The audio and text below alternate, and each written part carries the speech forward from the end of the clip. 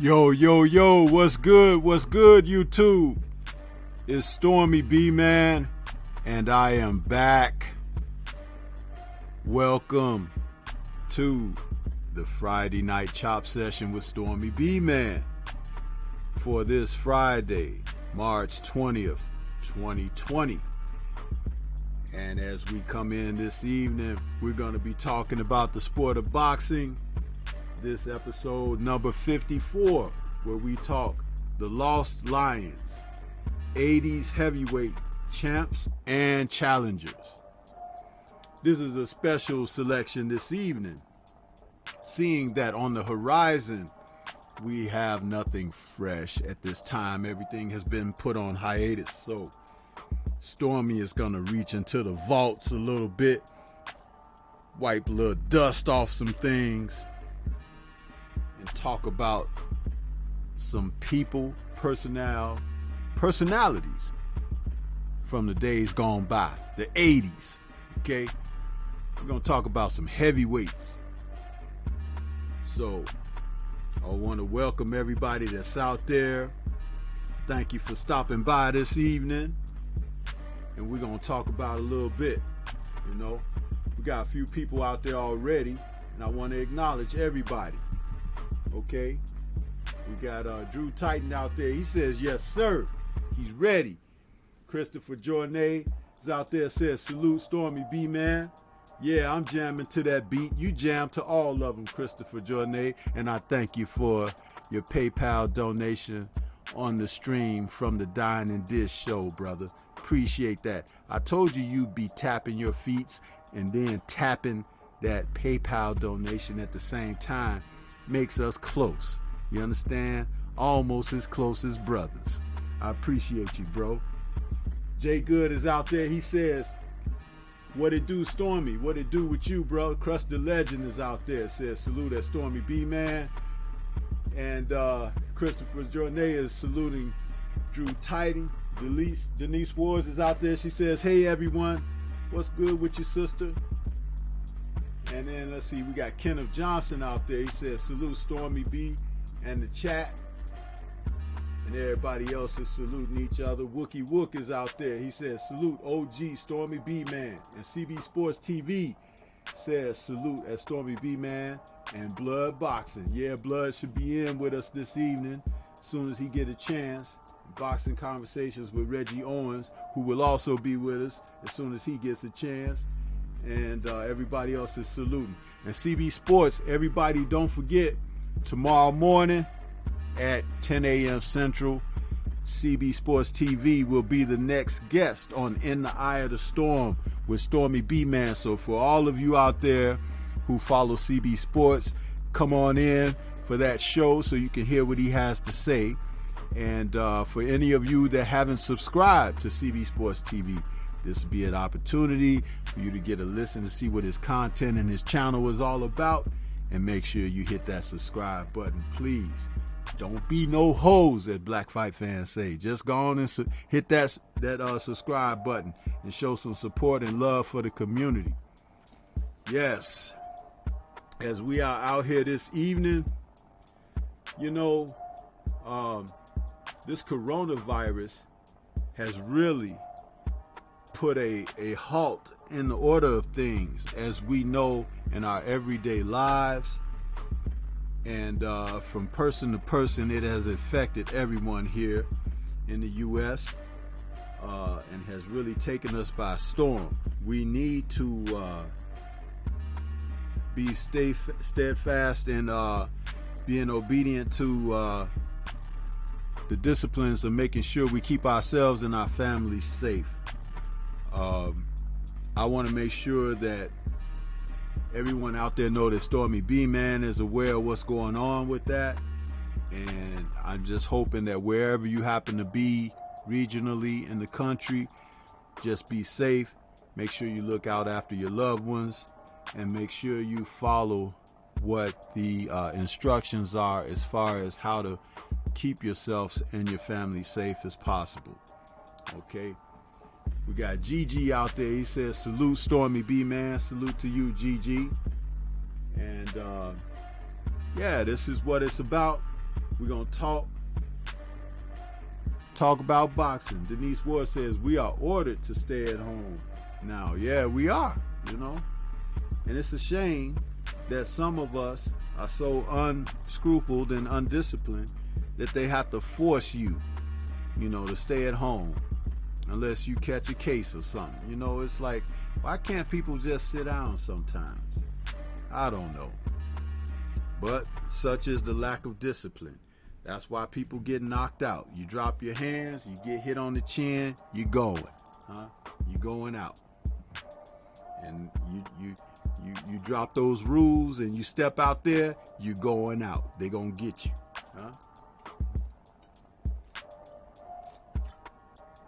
But the good part of that is, if you stay inside and you come to the Stormybman channel, we got a lot of shows, content, videos to keep you occupied, We got the Friday night chop session. We got the End of Eye of the Storm. We got the Three Wise Men of Boxing. We got the Dine and Dish show. We got Kung Fu Film Focus. And then we have all these video joints that Stormybman has been putting together over the past year for you and your entertainment, where you can just archive to your heart's content and see what the Stormybman channel is all about. I guarantee you'll find something in there that's worth your while and worth your time. And as Sister Denise Ward can attest, you might even hear some sounds, Christopher Journay, Mark Wunderlich, that you may like. Tap your feet to, Move your body to the beat, contrary to what y'all write in them chats. So, yeah, I came up with this, the Lost Lions, 80s heavyweight champs and challengers, because the 80s happened to be another era of boxing for the heavyweight division that may not necessarily been golden, but I do believe you could say that it was silver. You know, that was an era where you had a lot of young guys coming up the same age, coming out of the same groups, really, who had trained with the greatest, you know, Muhammad Ali. They come up out of there with him, and he had even predicted that some of them may go on to be champion. You had names like Tim Witherspoon, you know, Michael Dokes, Greg Page. These men had talent and ability that were going to carry the heavyweight division into the future. And they could do so because as the champ, Ali was fading out of his career, you know, and his day was coming that he was going to be gone. Larry Holmes was his successor, and even though he was still young enough, Larry had already become champion by defeating Ken Norton back in '78, and he had become the WBC heavyweight champion of the world. But a lot of these young men, they come up, and they were the young lions, so to speak, of their day. And almost each of these gentlemen became champion at one point or another, with one title or another. Remember, we had the WBC, the WBA, and then the newly formed IBF, which I believe came about in '83 or '84. When one of my brothers come on, they can confirm that for me. But Larry Holmes was gonna see some challenges on the other side of him being champion, and it was quite something to look forward to. So, as we discuss this, you know, we're gonna try to encourage you all to go back and possibly revisit some of these fighters and some of their matches, because they actually made a round robin of matches, you know, during that time. And they were some good fights. What's interesting also is that the challengers of that era were definitely fighters who were championship caliber. You know, these men, they didn't come in as the typical, hand-picked, or as we call them now, cherry-picked opponents. A lot of these guys provided a test for champions or future champions to see if they had the mettle to survive, because some of these challengers were great enough to be champions in their own right. It's just that the champion had to be pretty damn good to stave off their challenges. And Larry Holmes was that man on the WBC side of things early on. And as I said, later he switched to the IBF. You know, recently I had a chance to revisit some of these matches. And these men that, you know, I'm just going to share a few of these bouts with you, but they were guys who could really test the mettle of someone who was considering themselves aiming for a title shot. Recently I had to review Pinklin Thomas, and Pinklin Thomas took on what's his name,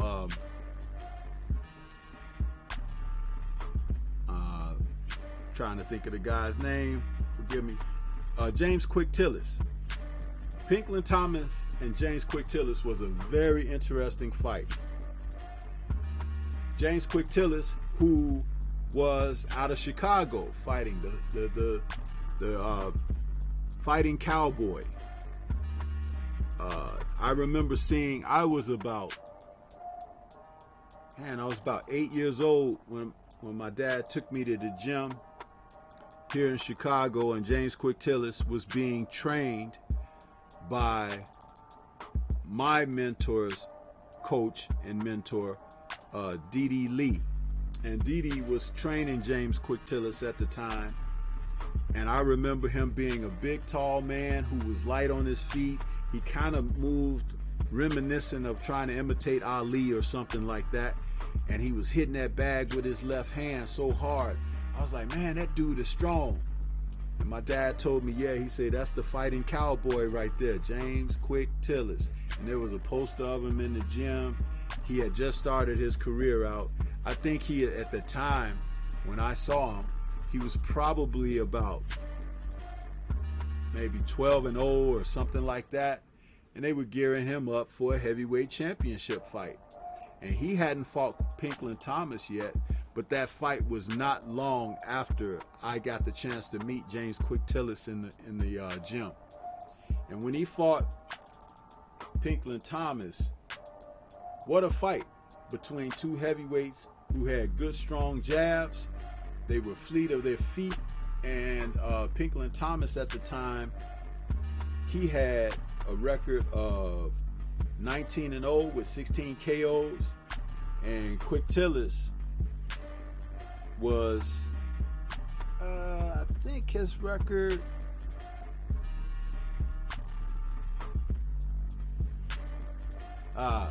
forgive me, I didn't look up his record.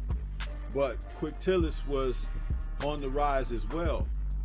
And when they fought this particular match, it was in 1982.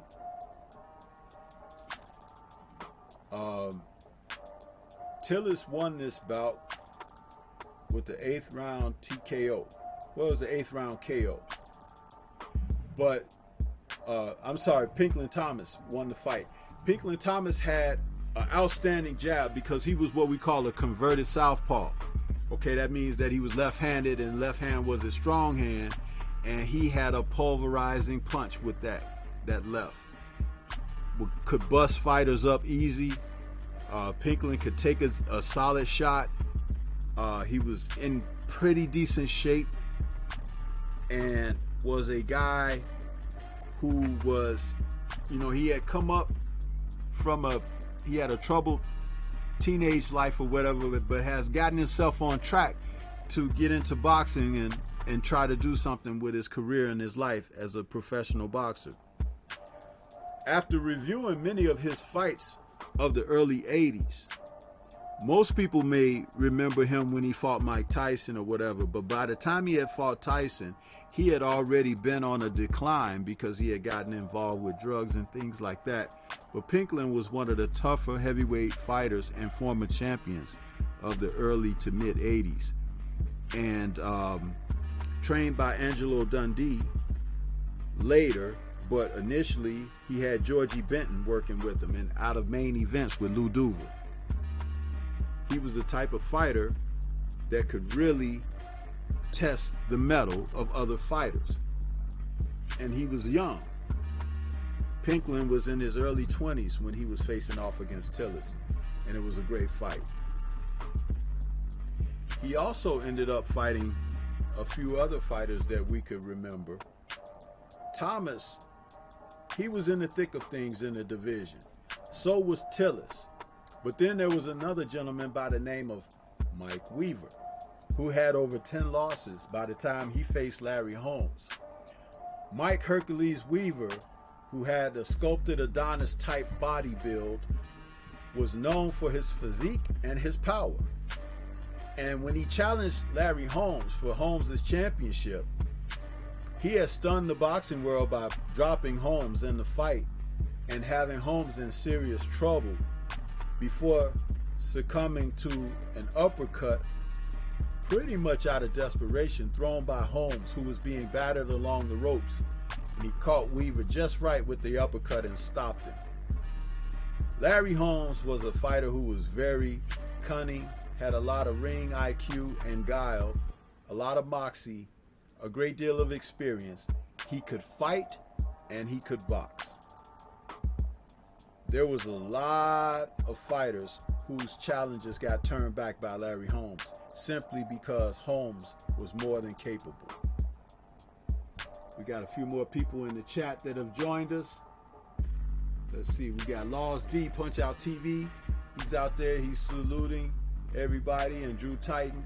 Kenneth Johnson is out there. He says that, Drew, we need an LDBC strong quarantine challenge. Denise Ward says, public service announcement. LDBC who do videos need to post on Ticket TV boxing page. Myself and Carla are basically running the page. We need more content and members. Oh ho. And Kenneth Johnson is saluting Curtis Anderson. That's right, my brother Curtis Anderson is out there in the chat. Derek McGee is out there. And who else did I try to go back and see if they were? Jay Good, I said Jay Good, GG. And who else we got there? Raekwon Bell says, hey brother Stormybman, salute to you, Raekwon. So yeah, and don't forget to go out there and help sister Trick Noty is out there. He says, good evening chat, what's good with you, Trick? And don't forget to help Denise Wards and Carla to get that page filled with some content over there. For all you content creators, go over there and fill up Ticket's page so you know people can see your projects and know what you're doing out there, because that's important. That's how the community stay, you know, growing and stay connected. You know, Stormybman might offer a couple of joints over there too, let you guys know what's going on with that. I see Kurt was out there. Kurt, are you available for that discussion? And we are waiting for another guest. Blood Boxing is going to be on there, but he said that he would come in a little later. So just to let you guys know. But this is one of those shows. Like I said, I'm talking about some fighters. Some of you may be familiar with the names, some of you may not. But just on the court, take it from Stormyman's word. You may want to go back and look these fighters up. A lot of their fights are on YouTube now.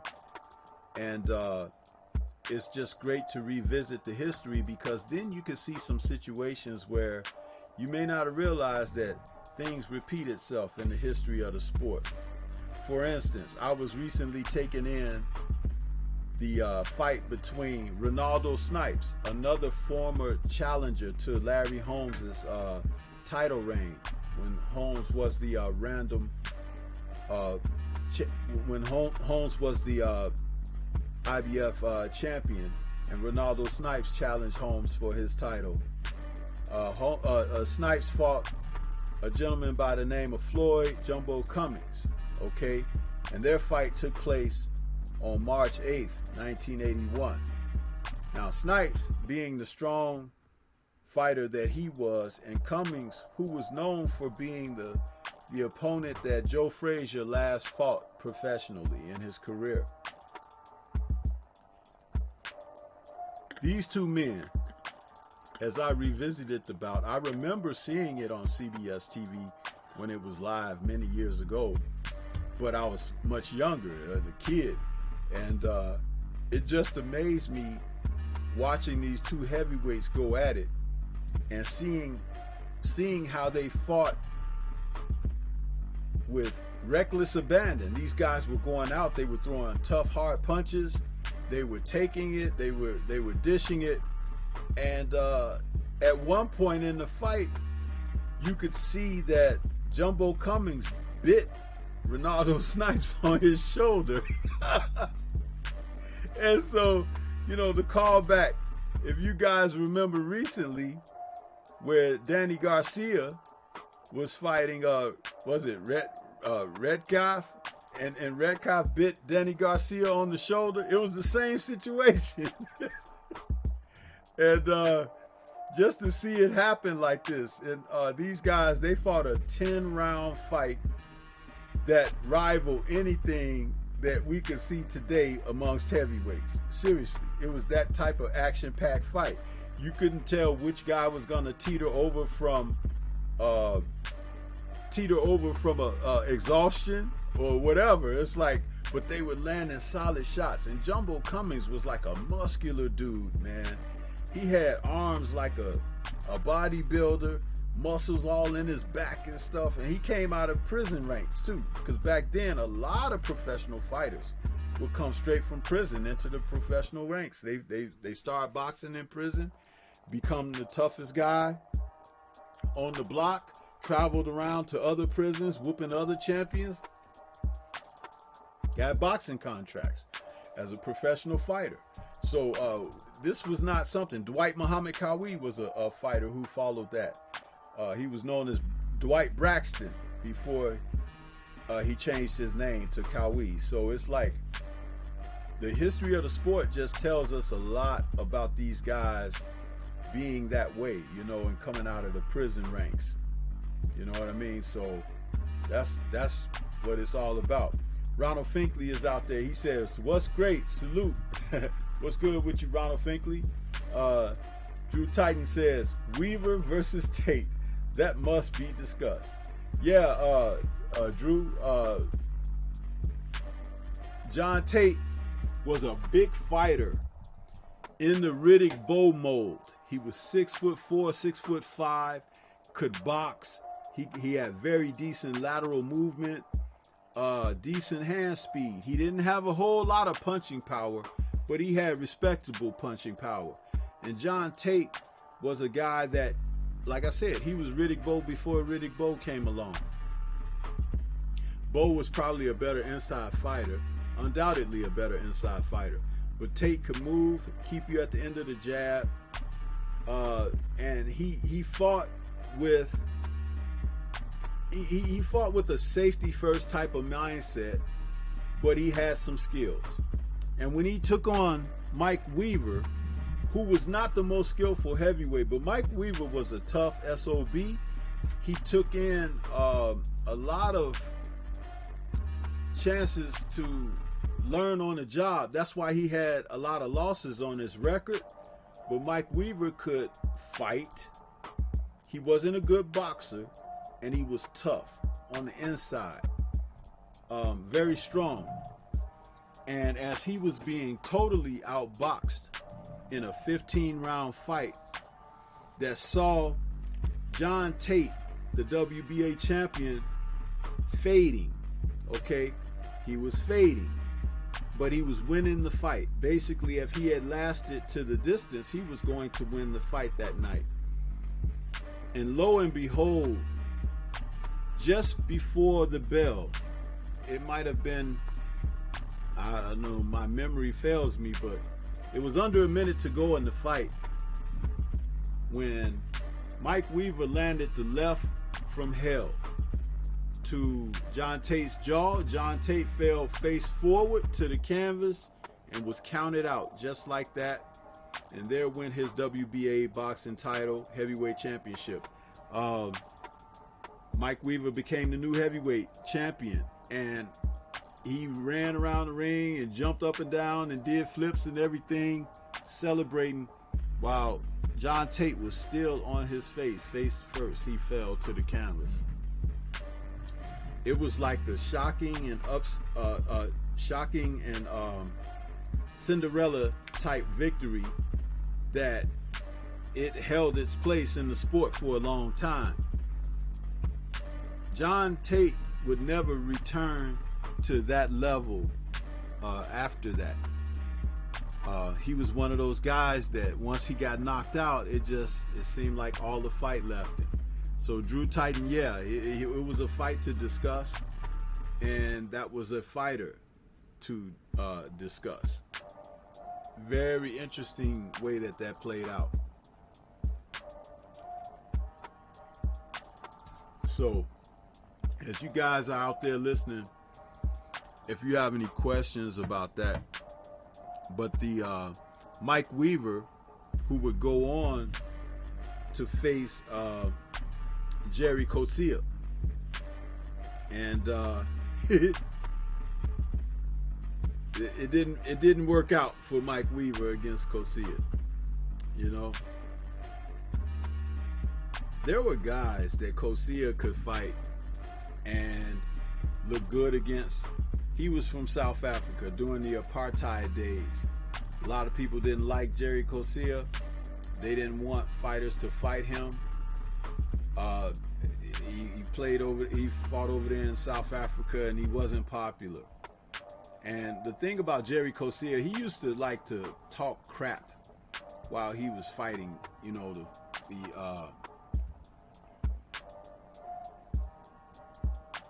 while he was fighting the opponents that he took on. Yeah.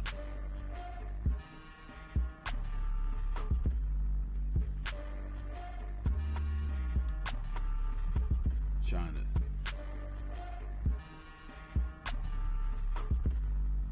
Yeah, this is...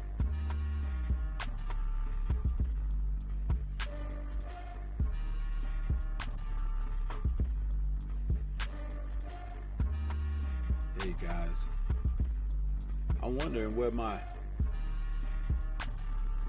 thought we were gonna have our buddy on here. I wonder where he is. Is Kurt Anderson still in the chat?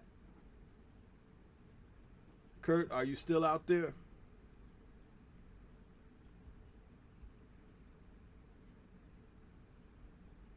Trying to figure out if he's still out there, because I want to run a fact check by him if he is. Let's see, here we go. Oh boy.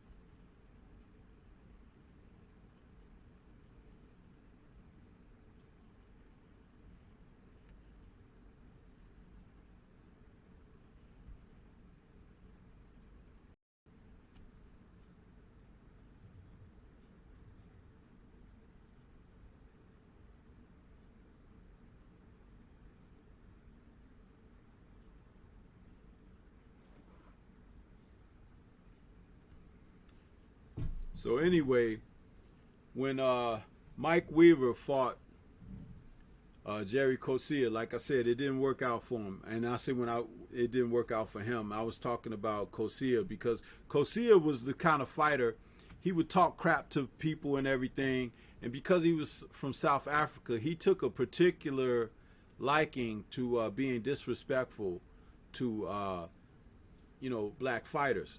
So he was KO'd by Weaver, and then his other losses were also by formidable fighters. He got a draw against Pinklin Thomas, which I didn't understand why Pinklin wasn't more aggressive with him, but that was kind of weird. Ronaldo Snipes got a split decision from him, and then he was knocked out by Greg Page, who Greg Page kind of clowned him a bit when they were fighting, similar to how he did Scott Ledoux. Greg Page, when he realized that he was outboxing the guy or whatever, he would start dancing around and doing the shimmer shake with his shoulders and stuff like that, and he was just pop-shotting the guy. Finally, he knocked him out with a brutal left hook, and Coetzee went down in a heap, which was to the pleasure of a lot of us, because nobody liked Jerry Coetzee. He was over there representing South Africa, and he was talking a lot of crap during apartheid and all of that. So thank goodness that he got his butt beat several times. And then later on, Frank Bruno came along and whooped up on Jerry Coetzee, knocking him out. So, that's good stuff. Frank, I think, took him in one. And that was good. That was good. To see guys like Jerry Coetzee, he was a villain. He may not like being called that in retrospect or whatever, but good. The dude, every time he hit the canvas, it was like a celebration going on. And he was a nasty guy. He'd hit you with elbows and everything. He followed through on his shots with, he would follow through with an elbow to the face or the jaw or something like that. So whenever he took his lumps in the ring, I loved it. Iran Barkley knocked him out in his last fight when Iran was kind of like way past his prime, and he went up to over 200 pounds, and he stopped Jerry Coetzee. So again, cha-ching, good to see Jerry Coetzee go down, over there, bigging up apartheid. Get out of here. You understand? So,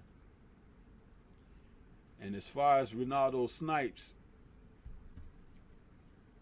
when we get back to Ronaldo Snipes, with a record of 39, 8-1, I'm sorry, with 22 KOs, Ronaldo Snipes was a fighter who basically, in the heavyweight division, he fought, tough fights. He fought tough fights. I mean, when you talk about the guys he fought and he lost to, I mean, he fought like guys like Scott Frank, Larry Holmes, Tim Witherspoon, Eddie Mustafa Muhammad, when Eddie had moved beyond light heavyweight and put on extra weight and everything. But again, like the fight that I mentioned to you of him fighting Floyd Cummings, you guys got to check that fight out. You go and watch, I'm going to put this down for you guys to watch it, okay? Ronaldo Snipes and Floyd Cummings. That fight is from March 8th, 81. A good fight between two guys who really mix it up. And he got that split decision shortly after that against Jerry Coetzee, okay? And then he got stopped by Larry Holmes in the 11th of their fight from November of 81. The type of fighter that Ronaldo Snipes was, if you remember Emmanuel Augustus at lightweight and super lightweight, this is the kind of fighter that Ronaldo Snipes was. He carried his hands very low. He had a herky-jerky style. He would just throw shots from any angle or whatever. Had a very good beard and was a tough man inside. And if you were a guy that didn't have good boxing skills and couldn't take a good punch, you were not going to make it bell to bell with him, because Snipes, he was that type of fighter who would test your mettle. Fighters who test your mettle, that's why I said the champs and challengers of this era, because some of these guys, they were not gatekeepers, but they were showstoppers. They could stop your show from advancing. You get in there with them, they could stop the fight. They could make you look bad. They could upset you. And a lot of fighters didn't want to face guys like that if they were looking to cherry pick. And Ronaldo Snipes was nobody's cherry. When he fought Tim Witherspoon, another war, he got a majority decision loss in that fight, a 10-round decision. But it was one of those fights where both he and Witherspoon were like two monsters from a giant monster movie like Godzilla or something, going after each other in there as heavyweights. And it was a sloppy affair, but Tim Witherspoon pulled it out. You know, Tim Witherspoon trained in the Ali camp along with guys like Michael Dokes. So these guys had some ability and skill, man. They weren't just fighters who would just like, you know, you push the guy up to be the flavor of the day. They had capability. And that's the good thing about those type of fighters. They brought something to the show. Hey, Kurt Anderson, I see you out there, bro. I asked you if you wanted to come on, man. I see you in the chat. No, I'm here. I'm here now. Oh, okay. You're there. I didn't see you a moment ago when I checked the thing. Hey, welcome. I just Kurt. got on. Yeah. I want to welcome to the listening artist Curtis Anderson, boxing historian, and also another solid voice out here in the community who can tell you about these historical fights with greater insight than I can. I can talk about the styles and the fighters, how they matched up with what they do, but Kurt can really set the backdrop for things because he has a greater memory and account of things. But Kurt, as I was talking so far, I was kind of cooking on Ronaldo Snipes and the caliber of fighter he was, and having fought the likes of guys like Larry Holmes and Jerry Coetzee and those guys, that he was just not a easy pick in the fight. He was a legitimate contender.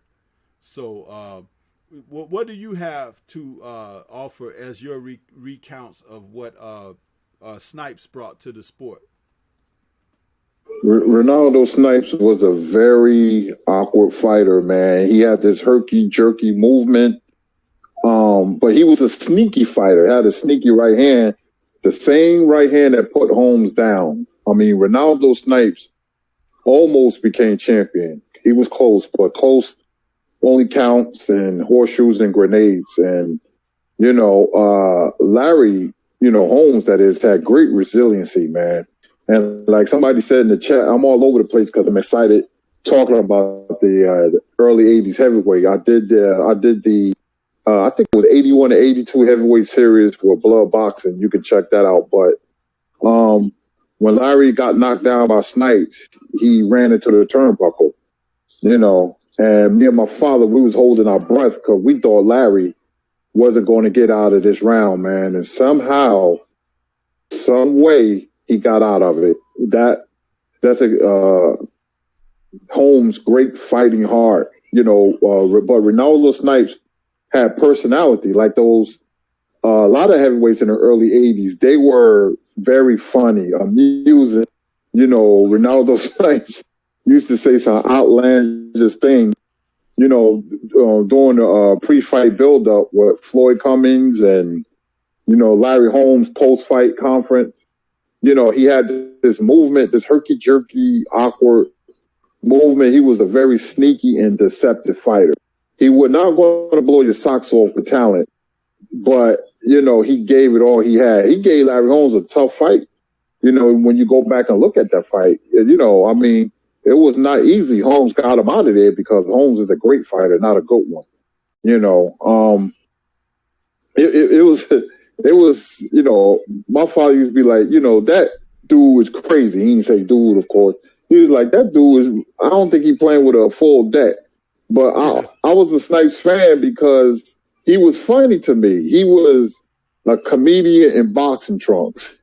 That's who he was. And he didn't try to be funny. That's just who he was. And a lot of those heavyweights, you know, they was overweight. They could have got down to 210, 208, you know, but the way it looks now, it looks like they wasn't overweight. But back then, we considered them overweight. You know, Michael Dopes had out of the ring problems. He was a very good heavyweight.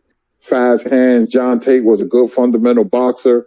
Mike Weaver, who we call Hercules, he had one of the very best physiques in heavyweight history, him and Ken Norton. You know, he knocked, you know, and took control of the fight and wound up knocking Weaver out. You know, with that beautiful right uppercut at the Garden. You know, you had James the Axe Broad. James the Axe Broad reminds you of Dillian White. You know, they fight very similar. You know, you had Tony Tubbs, you know, who had fast hands. He won the first round against Mike, but he got caught. That was Mike in his prime. You know, so the heavyweights was good. You had Terrible Tim Witherspoon, who scored one of the quickest knockouts in boxer history when he knocked out Crawford Grimsley. You know, no, that was the Swedish guy. What's the Swedish guy? I'm getting him mixed up with Jimmy Thunder. My fault. The Swedish guy he knocked out. I forgot his name. It's on Tuesday Night Fights. And it looked like his face was twisted because Witherspoon hit him with that over right hand, you know, and plus he had Larry out on his feet, you know, in the 9th round. That was a real grudge match. And a lot of people don't know the backstory to that Witherspoon and Holmes fight because Witherspoon got thrown out of the hotel. Larry, you know, having a bigger name than Tim, got the management of the hotel to get Witherspoon and his family thrown out. So they had to go to another hotel, you know. And so that was a really, they hated each other. So those are just some of the stories that I could share with you guys on the heavyweights of the early 80s. Yeah, there was another fighter from the 80s that was tough as nails and everything. A weird character outside the ring, sometimes inside the ring. And he had success. He became a world champion. And that fighter was Trevor Berbick. You know, Trevor Berbick was a fighter who a lot of people remember him because he was Muhammad Ali's last opponent professionally. But even after facing Ali, he went on to defeat some good fighters and, you know, had some good fights against others. You know, like he defeated, you know, 2 fights after fighting Ali, he faced Greg Page, and he beat Greg Page in a unanimous decision. And Greg Page was being considered like a younger Ali, you know, or along that type of along the lines of that type of talent. He had that type of respect. And then he dropped a unanimous decision to Ronaldo Snipes, ironically. You see, here we go when we talk about these fighters and what they bring to the table. And again, he fought other guys like David Bay and Mitch Blood Green, Pinklin Thomas. He beat Pinklin Thomas.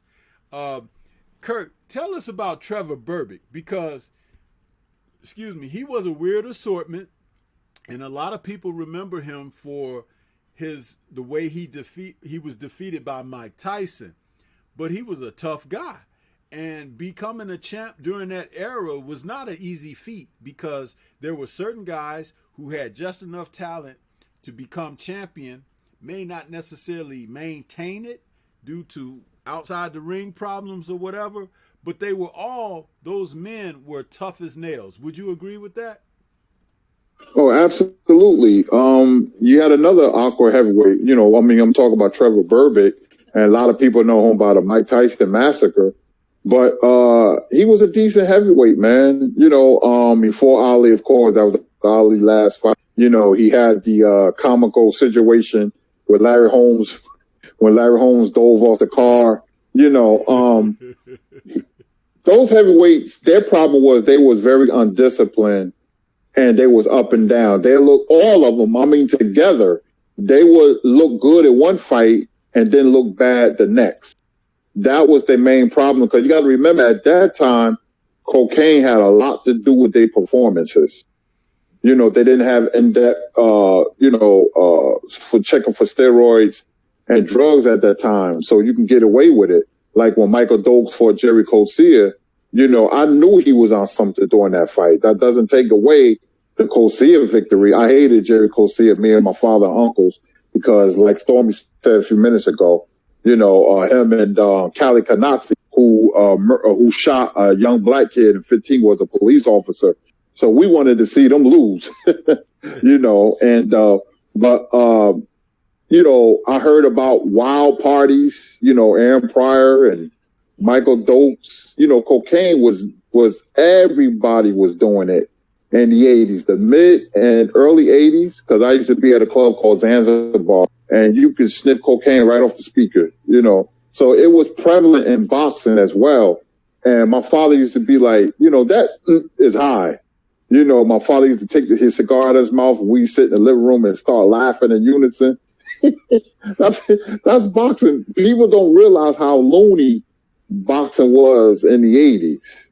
The 80s was something else, but Burbick didn't blow your socks off. He was awkward, which he used to his advantage. He didn't hit hard. He was like a thorn in your side. He would just get on your nerves, you know, and his style was hard to beat. You know, and, but like I said, a lot of people know him from the Mike Tyson, fight. Those heavyweights had talent though. I mean, all of them we just named, you know, even, you know, a guy from my hometown, Art Tucker, who fought out of prison, came home, you know, like I said, James the Axe Broad. And I'm missing somebody, Eddie Gregg, all those guys, you know, because at that time the NABF title meant something. The USBA title, right. It was a regional title, but it meant something. It meant that you was going to get a world title shot when you became the NABF USBA champion. But, you know, the title had changed hands so many times, and I was very fortunate to meet Pinklin Thomas. You know, he came to Miss Kelly's gym in Newark. You know, we had a big mural of Pinklin Thomas, and he had the heavyweight belt, you know, around his waist. I was very surprised how broad his back and shoulders were. I was like, whoa. You know, he had these green leather pants and these white shoes and this, you know, nice sweater, you know, and real nice dude, good dude, man. Wasn't uppity or nothing, man. He loved the kid. Matter of fact, the mural outside the gym, you could see it from a mile away. It was a big old picture. And he gave the gym some money to keep it going. You know, that was Miss Kelly's boxer gym on Branford Place. And we was just inspired, be like, wow, you know, world heavyweight champion. You know, but Tim Witherspoon was another fighter who had talent, you know, but, you know, couldn't put it together. He was very inconsistent like all the other heavyweights. But John Tate was very disappointing because people thought he was going to be the next big thing. Yeah. I want to go to the chat for a minute. We had a few more people join us. The Underrated Darkness is out there. He says, Stormybman, salute to you, brother. And he's saluting some other people, including yourself, Kurt. Kenneth Johnson is saluting people. Brown on Boxing joined us. He says, salute. Lawrence Williams is out there. He says, what's good? He's mentioning Tim Witherspoon, Pinklin Thomas, Eklund Anders. That's right. Hold up, Stormy. Yeah, that's right. I always get him and Crawford Grimsley mixed up. They both was on Tuesday Night Fight, so good looking out, Lawrence. His name slipped me, man. That's the guy that got knocked out by Witherspoon. Looked like his face was twisted off. His face looked like a Halloween mask. Yeah. It was very, very strange. So, you know, yeah, good looking. And salute to Lawrence Williams for being the brother who he has that data. You know, he's a younger brother. He got that data. He be remembering, boy. I respect that, man. It's good that you know those fighters and those dates like that. That's good stuff. He also goes on to say Burbick was strong as fuck, physically, not so much punching power, just a strong man, he's saying. And Bone Crusher Smith parlayed that come from behind KO of Bruno in the UK to get the Holmes fight. Yeah, Frank Bruno was another guy during that era, but a little more mid 80s. But as I was trying to bring out those guys in the early 80s, the Snipes and the Burbicks and the Kosias and those guys, because for a couple, I would say a 2 to 3 year period from 1980 to 1983, those guys were the toughest guys and anchors in the division. And it was like they were all fighting each other. And as we go forward in mentioning more of them, Kurt, tell us what your memories are of Michael Dokes.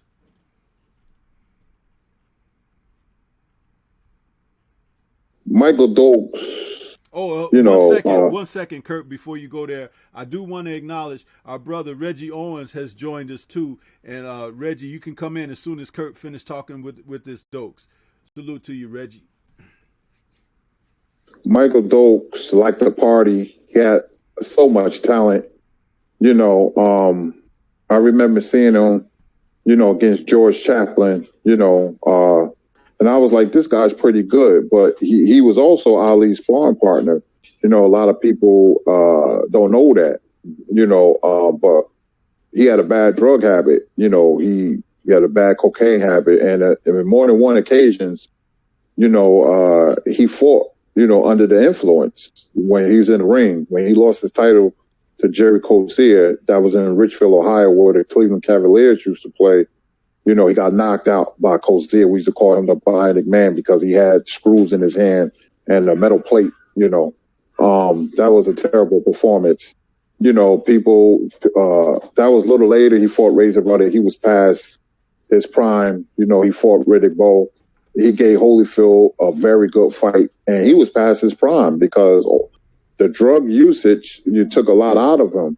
But he was a guy who had very fast hands, could anticipate a punch, you know, could slip punches, you know, but we never got to see the best of Michael Dokes. I would say Michael Dokes and Greg Page and John Tate was the most disappointed because they had real heavyweight talent. They had talent as a fighter, but people would mention Michael Dokes. They would probably put him on the front line because a lot of fighters said that Michael Dokes will reign for a long time, and it just wasn't meant to be because, you know, out of the ring antics, how you live out the ring always resonates in the ring. He didn't live clean.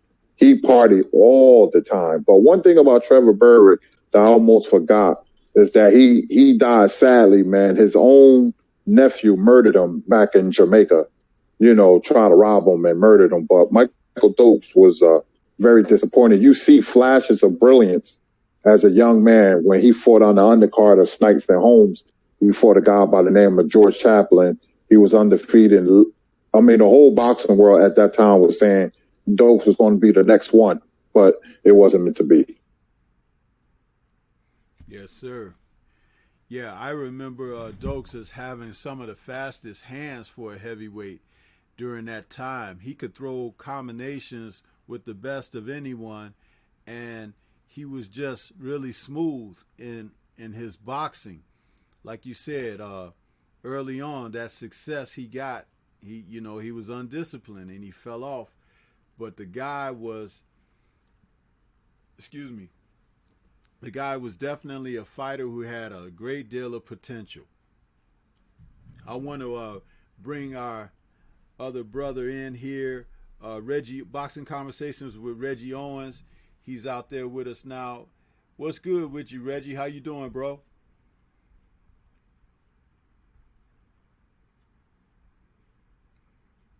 Reggie, you there? You're on mute if you're there.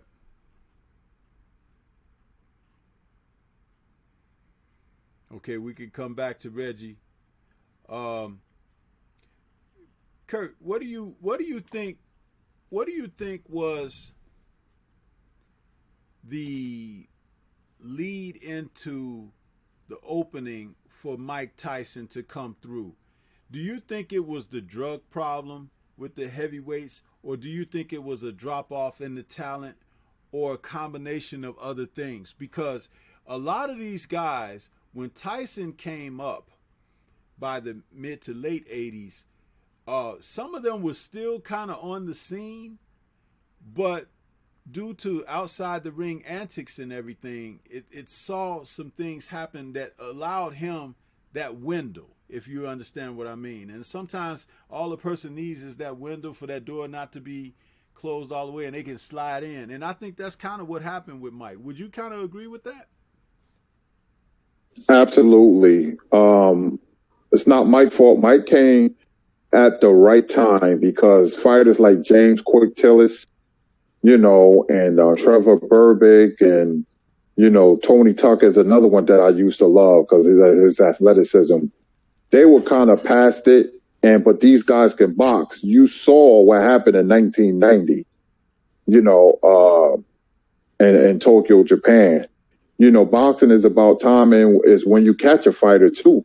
Mike was a hungry fighter, but they brought Mike along the right way. They didn't bring him on too fast or too slow.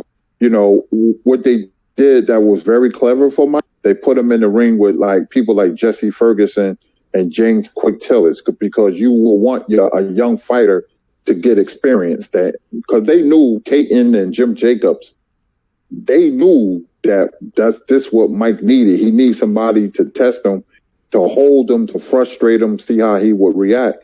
And that helped Mike a lot,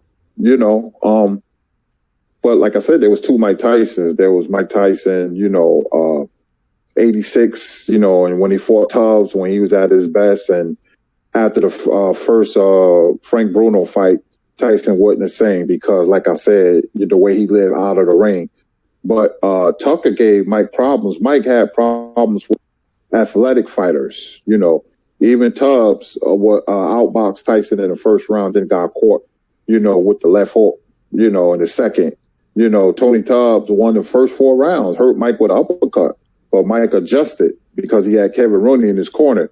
If he didn't have Kevin Rooney in his corner, he might have lost the decision, But Mike came at the right time. He came in on the tail end of those 80s, early 80s heavyweights. Just look at the Pinkler Thomas fight. He was losing in, but I know he's going to get Thomas out of there. When Thomas hit the canvas, he looked like he was 78 years old, man. Not the fighter that knocked out Mike Weaver, but it's not Mike Tyson's fault.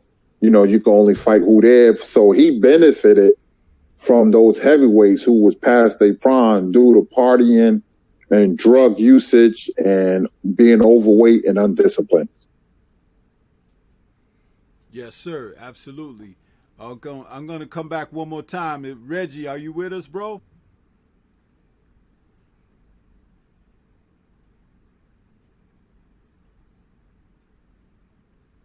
You having trouble connecting, Reggie? Let's see.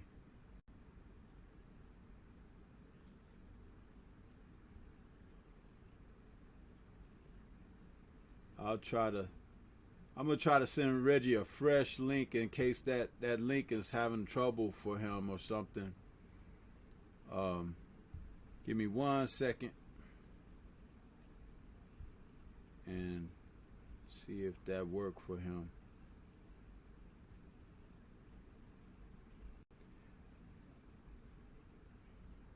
Just a second, people.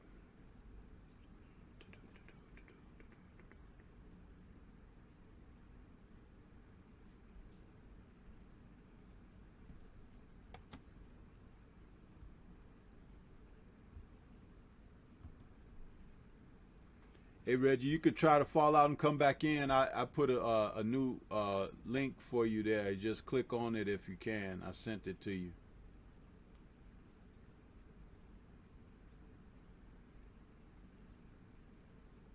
Cause that was weird. Don't usually do that, but you can try it. Yeah, he said he's gonna come back in. He was in the chat, but I've been looking at a lot of old fights, man. Since the Corona thing and the brush up.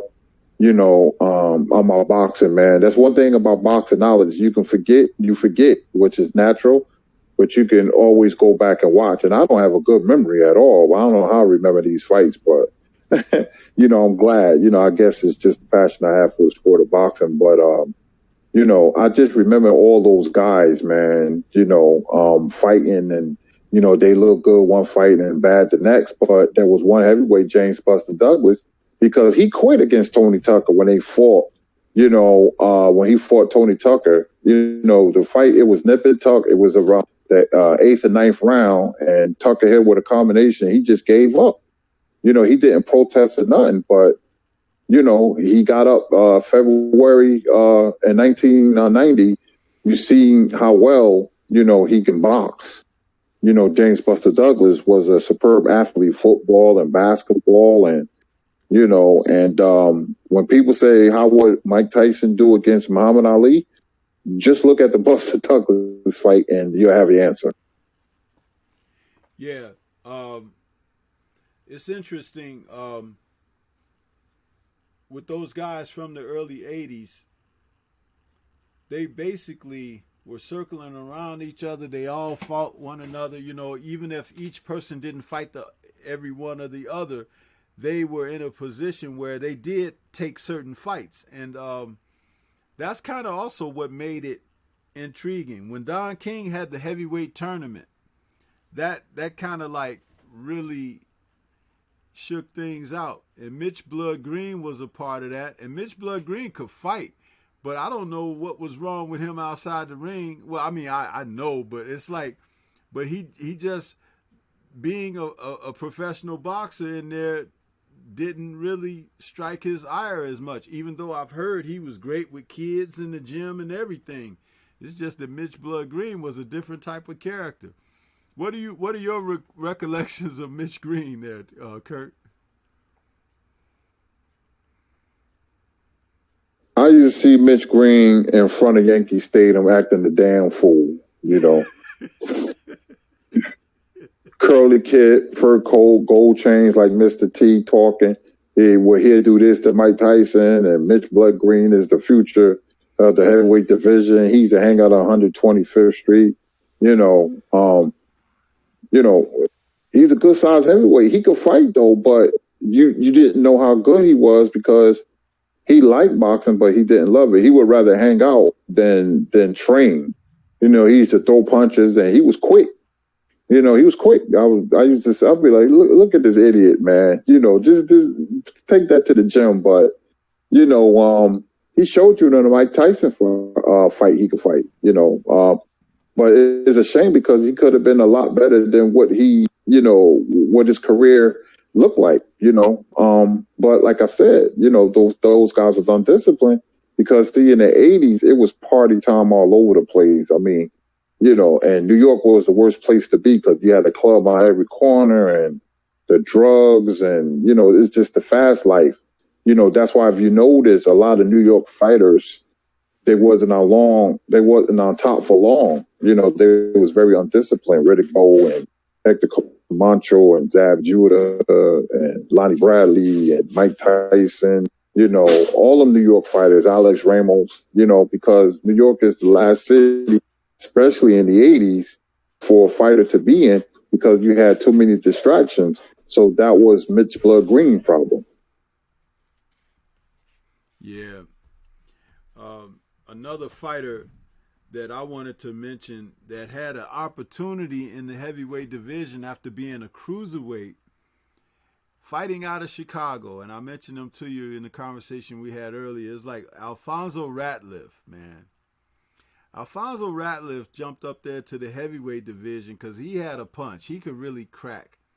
Kind of reminded me, like when you look at him back then, he looked like a larger version of Julian Jackson. He didn't fight like Julian Jackson. He just looked like, if you stretch Julian to a skinny heavyweight, that's kind of like what he looked like.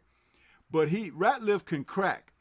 And the fight that he fought that I watched recently with Tim Witherspoon, which was on December 5th, 81,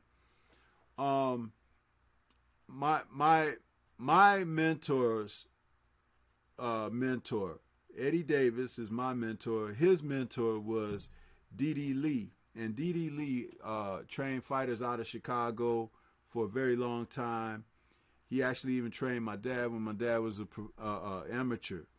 And what was interesting was Didi was in his corner that day against Witherspoon, and he was telling Ratliff to throw his shots short because he was throwing his punches a little wide and wild, but he hurt Tim Witherspoon a couple of times.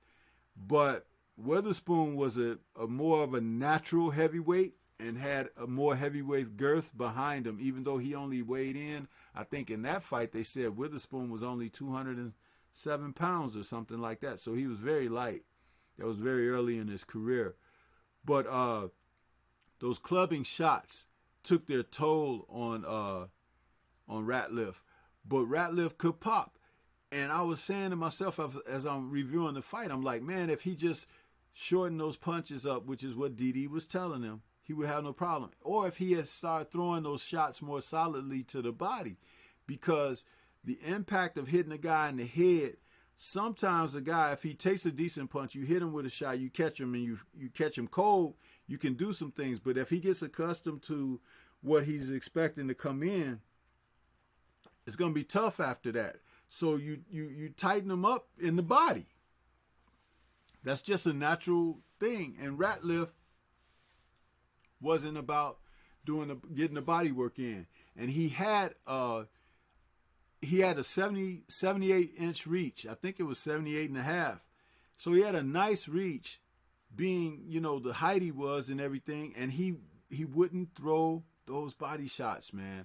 And Witherspoon ended up really wearing him down. Do you recall that fight, Kurt? I know we talked about it earlier, but I just wanted to know, did you recall that fight in particular with Witherspoon and Ratliff? Yeah, Ratliff was a very undersized heavyweight, cruiserweight before. He got knocked out in 2 rounds against Mike Tyson, so he didn't have the IQ should have been higher, as well. So, yeah, I do recall the Witherspoon-Ratliff fight. I do recall Alfonso Ratliff. He was just in the wrong weight class, just like Bob Foster was when he moved up to heavyweight. If he would have put on muscle, because he had the frame, he was linky. He could have been more effective. He could have absorbed some of those shots, but he was very undersized, and he paid the price. Yeah. Okay, I think we got Reggie finally here. What's good with you, Reggie? How you doing this evening, bro? Oh, I'm doing good, man. Yeah, I had to transition to the computer because I was still coming in from work. Oh, okay. But yeah, I was enjoying the conversation what y'all talking about, man. I'm a student listening to all this, and I'm enjoying the hell out of it. Yeah, in fact, in mentioning that, I want to commend you for your idea of going back and calling some of the older fights of recent memory that, since we're on this little hiatus from our beloved sport, to go back and revisit some of these classics as well as controversial matches.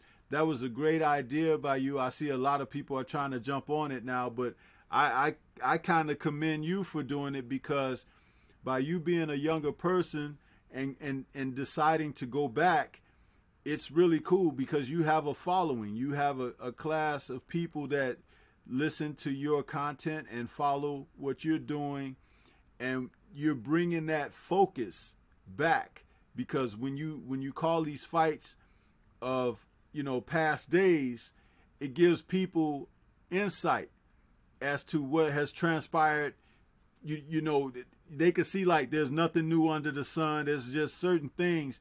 And I wanted to also say your fight with Tommy Morrison and Ray Mercer, even though that's not a fight from the early 80s, but I listened to your call of it and your comments all the way through the end. And I was quite entertained because your reaction after the fight came to its conclusion was worth listening to alone, because I'll let you tell the listening audience and Kurt what you thought when you saw Mercer stop Morrison amazingly like he did, and the reaction that Morrison had in the aftermath.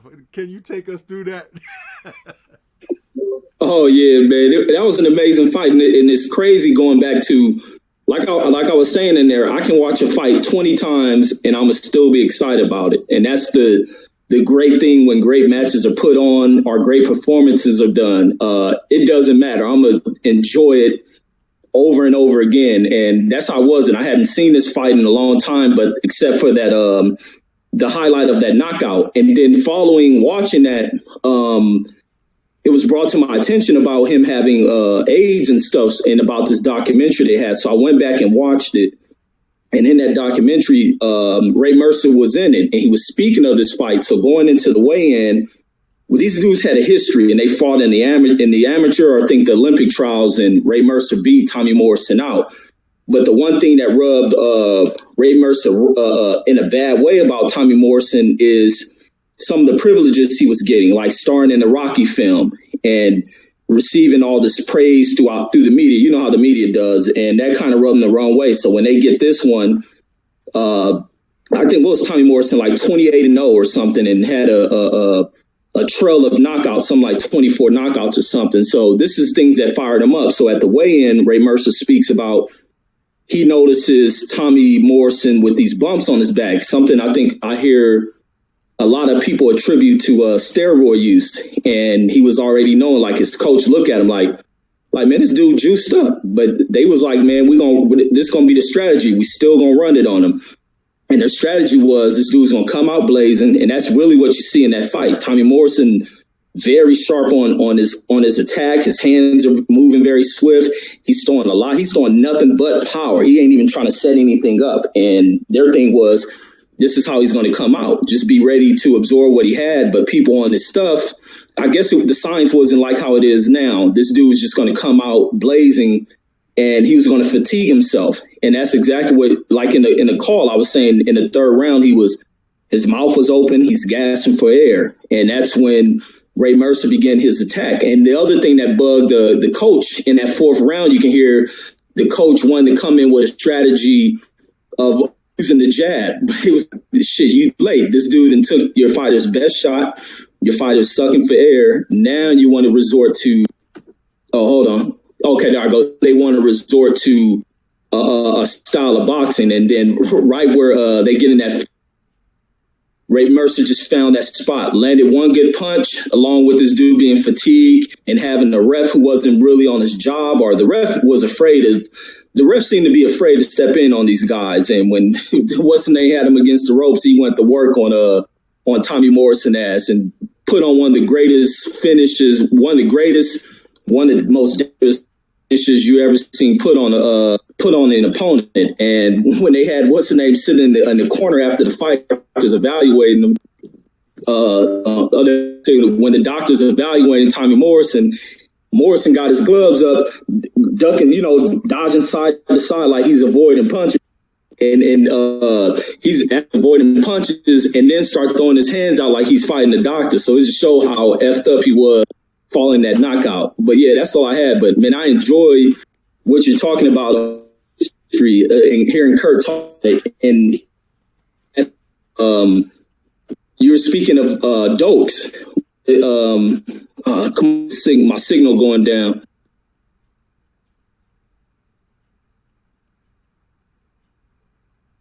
Okay, are you still there? Yeah, we are.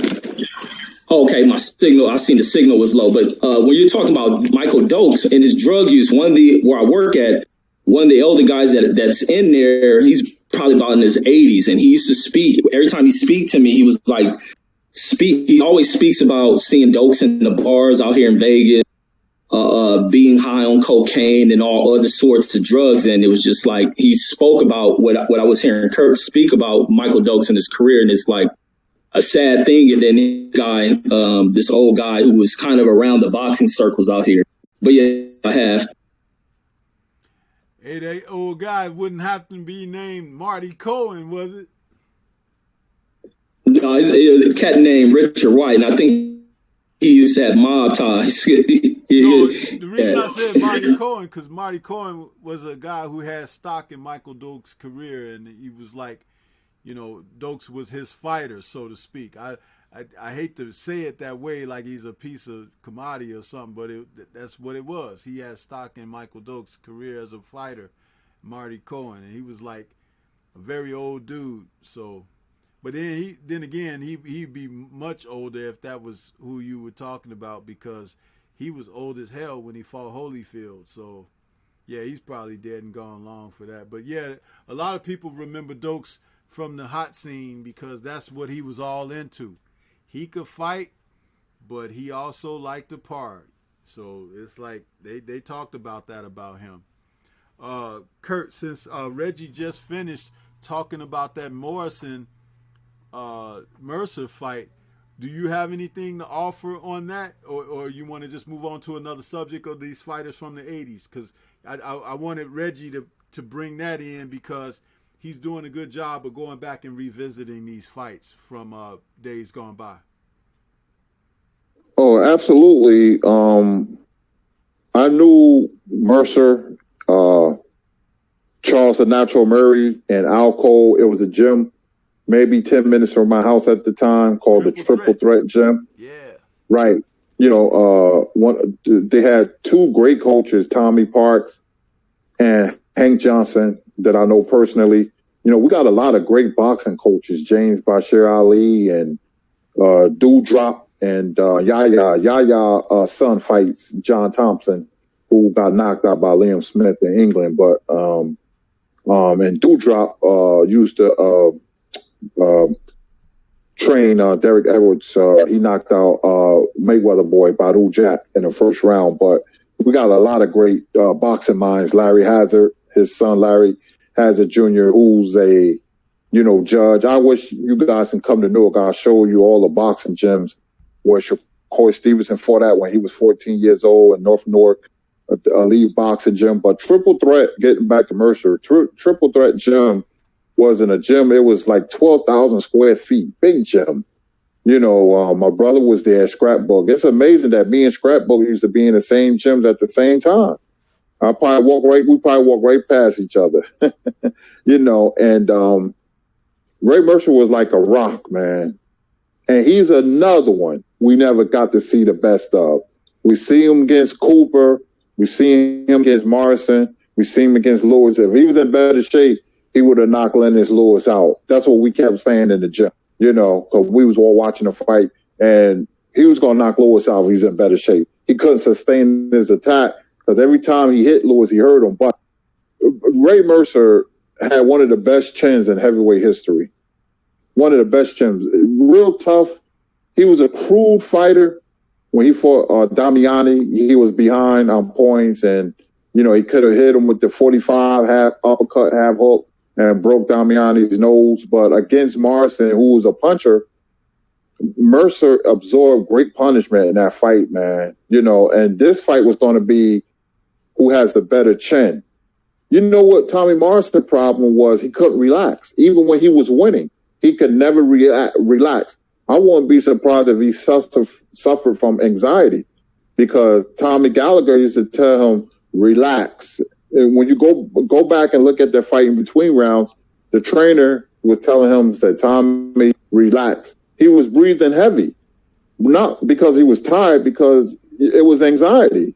He just couldn't calm himself down. We all know in boxing that the best fighters are the more comfortable fighters. Like Ali was always comfortable in the ring. Leonard and Mayweather and Whitaker and Robinson, it was like their living room. So, but Morrison, who had a heck of a left hook, but he couldn't just control himself. And Mercer came on, and, that was one of the most brutal knockouts that you would ever see, because it came out of nowhere. But he hurt him at the end of the fourth round. And then they came out in the fifth round, and Mercer put some punches together. But we was not shocked because we knew, how tough Ray Mercer was in the gym. Yeah. That was something that I had talked about before with Ray Mercer. I also realized that Ray Mercer was not a fool. He had some smarts. When he lost to Larry Holmes, he made certain that he would never devalue the jab again. And I guess it was his lesson in the spanking that Larry Holmes put on him at the age of 40 or 42, I think it was, Larry was, when he fought Ray Mercer. He beat Ray Mercer in a solid boxing exhibition for a former champion past his prime. And Ray thought he would take that as a cherry pick of a fight that he could make a decent purse.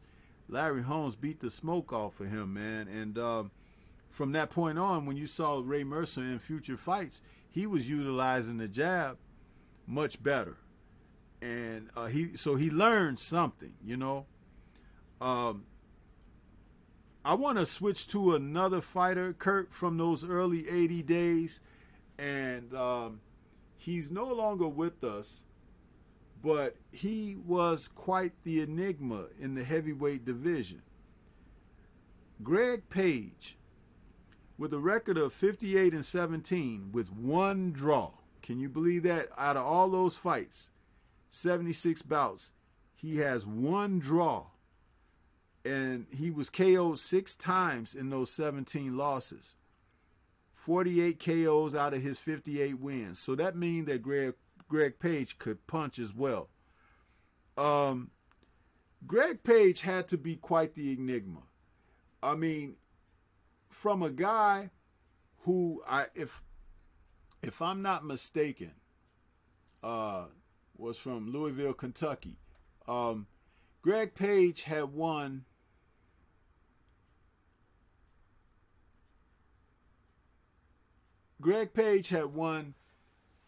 many fights going in as a boxer, like, you know, moving on his toes, throwing combinations. He was obviously heavy-handed because, like I said, he got the knockouts and everything. But for some reason, he would just have an off night, like he wouldn't show up. And he had all of this talent. And even to go in there and to knock out a killer like Jerry Coetzee, after, you know, dropping decisions before that to guys like David Bay and Tim Witherspoon. I mean, and even after his win over Coetzee, he lost to Tony Tubbs. So it's like, what are your recollections of Greg Page, Kurt, and how we could talk about his his ability and his talent in an era where he could have really made some hay? And I think I had heard you say once before in a conversation that you and I had about him briefly, you were saying he didn't love boxing. So talk to us about your recollections of Greg Page.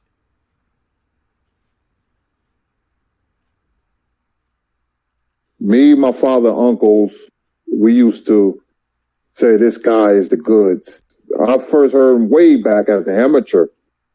You know, he was Mike Tyson's sparring partner. Matter of fact, he knocked Mike down right before the Buster Douglas fight with a beautiful left hook. You know, Greg Page was so up and down, you didn't know what Greg Page you was getting. This guy can bounce on his toes, can use the ring. He was quick. He had beautiful combinations. His best fight, and you saw, like I said, it was frustrating, Chat and Stormy and Reggie, because you saw flashes of brilliance in these guys. You know what they was capable of doing. A lot of people say Coetzee was going to knock Page out. Page went to South Africa to fight Jerry Coetzee, and Jerry Coetzee could punch. He looked so damn good, Coetzee didn't know what hit him. And it was a beautiful knockout, too. Hit him with a 2-3 punch combination, laid Coetzee out like a rug. That's the Greg Page I remember. He was a hell of a fighter. He fought Razor Rudder. He was way past it. He was just getting the check, but he didn't love boxing. You can tell. He liked boxing. He did it because he knew he had talent, but he was never dedicated. And when you don't dedicate yourself, you're going to have inconsistent performances. Like Page. He'll look bad and look great in one fight, doesn't look bad. When he fought a guy by the name of Scott Ledoux. Go look at one of the funniest fights you ever see. He was boogalooing in the ring. dancing and shimmying and yassa bossing and all that, and knocked the guy out, was putting hands on Ledoux.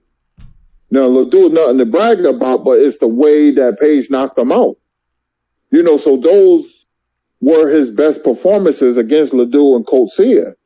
And then another fight, he looked so disinterested. So it wasn't only James Buster Douglas. It was all the heavyweights at the same time. They was the same prototype. They could box really well. They was undisciplined, out of shape sometimes, and looked disinterested. And you can add Page to that list. When you tell me what guy had the most talent and inconsistent, I can pick anybody. But Page is up there too, because he could really box, and he had beautiful lateral movement. He can go right to left, left to right. But, some nights it was like a different person. It was really, really frustrating. Yeah, that was something to watch his career up and down like it was, because you can honestly say when he got knocked out, that was like a night that he just wasn't there. He wasn't there mentally and barely there physically. But when he just would lose decisions and stuff like that, you were wondering, like, what in the world is he doing? Like, he lost to Razor Ruddock, and that was a fight that he should have won, because he was a hands-down better boxer than Ruddock. He had even become a trainer by that time when he and Ruddock fought each other, and I think he took it as a payday or whatever, but Ruddock had a hard time fighting him. And when Ruddock had easily defeated other guys like Bone Crusher Smith and Mike Weaver, he had difficulty with Greg Page, even at that later stage of Page's career when they fought. And I remember when they were going to fight, it was on Showtime, and I had said, I want to see this fight because Greg Page is an enigma. He might show up and freaking knock Razor Ruddock out. You know what I mean? That's just how good a fun it. And then you wake up and you see the paper the next day and you be like, what? Ruddock got knocked out. Yeah, it could happen. Am I right about that, Kurt?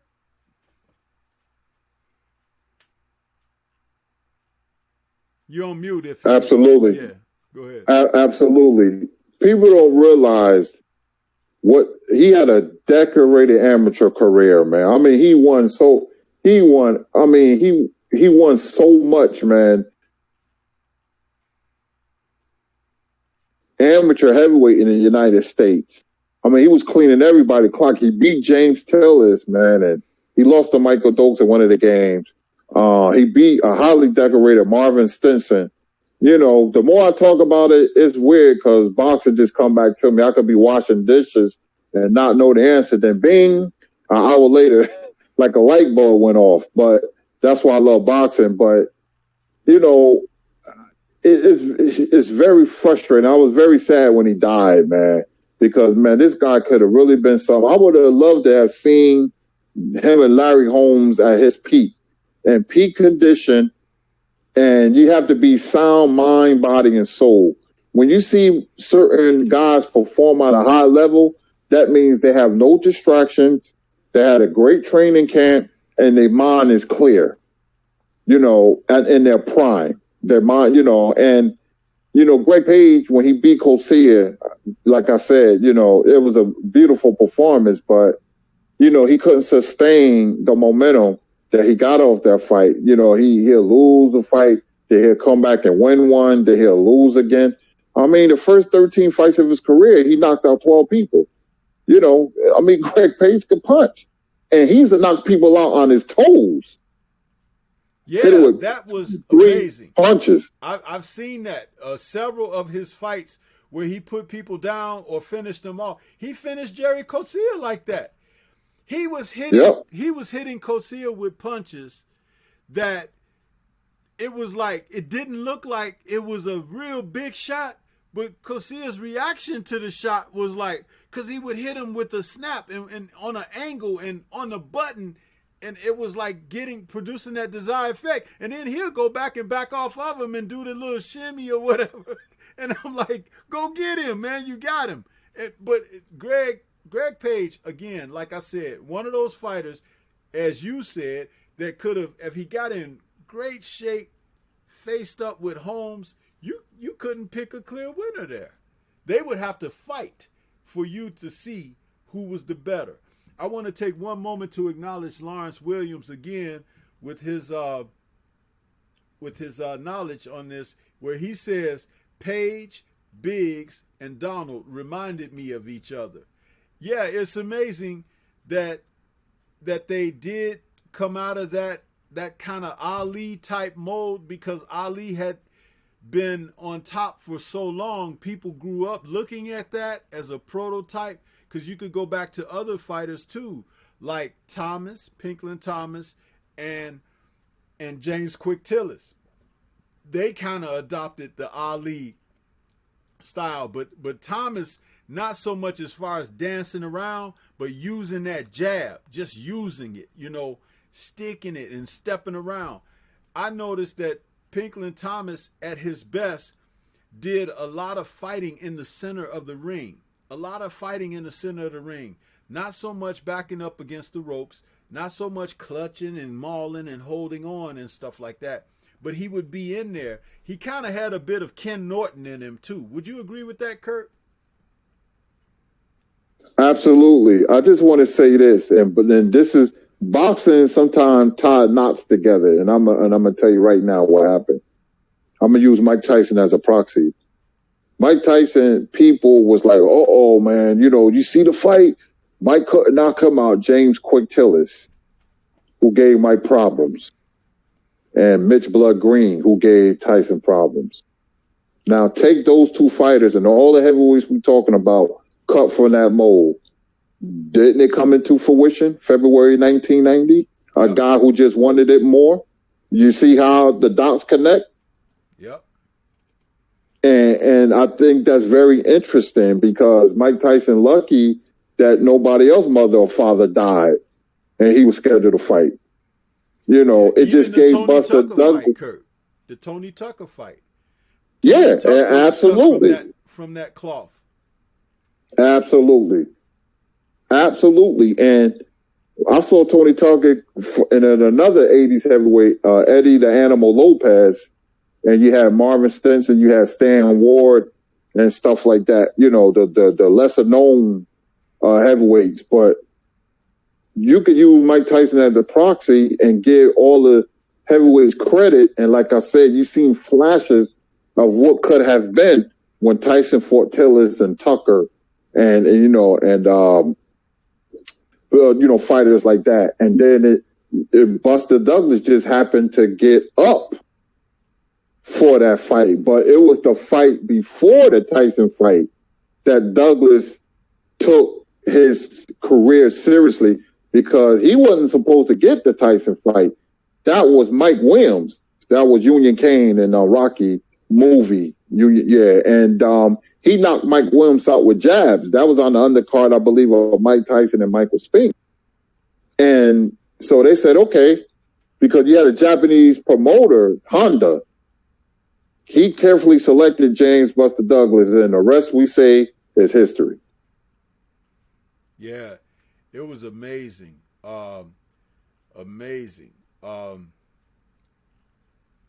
Reggie, I want to bring you into this discussion. I know you have stated on many occasions that Lennox Lewis was your favorite fighter. But as you look back in this landscape of what we're talking about and these fighters that we're mentioning, they had the boxing ability that Lennox had. And one thing Lennox never had to worry about was fighting 15 rounds. And a lot of these guys fought 15 rounds in championship matches. Do you know of any of these fighters that you may want to consider reviewing their fights? Because if not, I have a couple of recommendations. If you want to call their fights, I guarantee you that you'll find them quite entertaining and worth the while. Yeah, you mean out of the guys? into Michael Doak, so I'll definitely like to look to his career and even discover a little bit on Greg Page. Isn't Greg Page for the sparring going into this that Buster Douglas fight? Yeah, Greg Page was Mike's chief sparring partner for that fight, and he dropped Mike in training. Yeah, I might dig into some of his. But man, I'm like I said, I'm a Kurt, yourself, Scrapbook, Blood Boxing speak on this, man, because I got deep passion for the sport of boxing, and growing up in it was more really just watching it and enjoying it, but not really taking in all these different aspects of,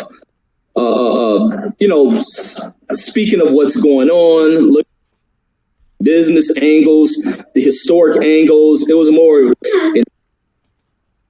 seeing who won, who lost. But now that I'm older, this fight game, getting a little bit more analytical and breaking it down. I want to be a historian of it. So, but yeah, some of these old fighters, I'll definitely. Okay. But Lennox is still my guy. Yeah. But see what I was saying, because I don't know what the qualities that Lennox have that draw your ire about that. But these guys are boxers of that mold. You understand? So when you see them for yourself, you'll see what I'm talking about. And then you can see like, okay, Lennox is from that lineage of those type of fighters. But I got 2 fights that I would like to drop on you that you can call on your air, and I guarantee you it's going to be quite entertaining. Okay? The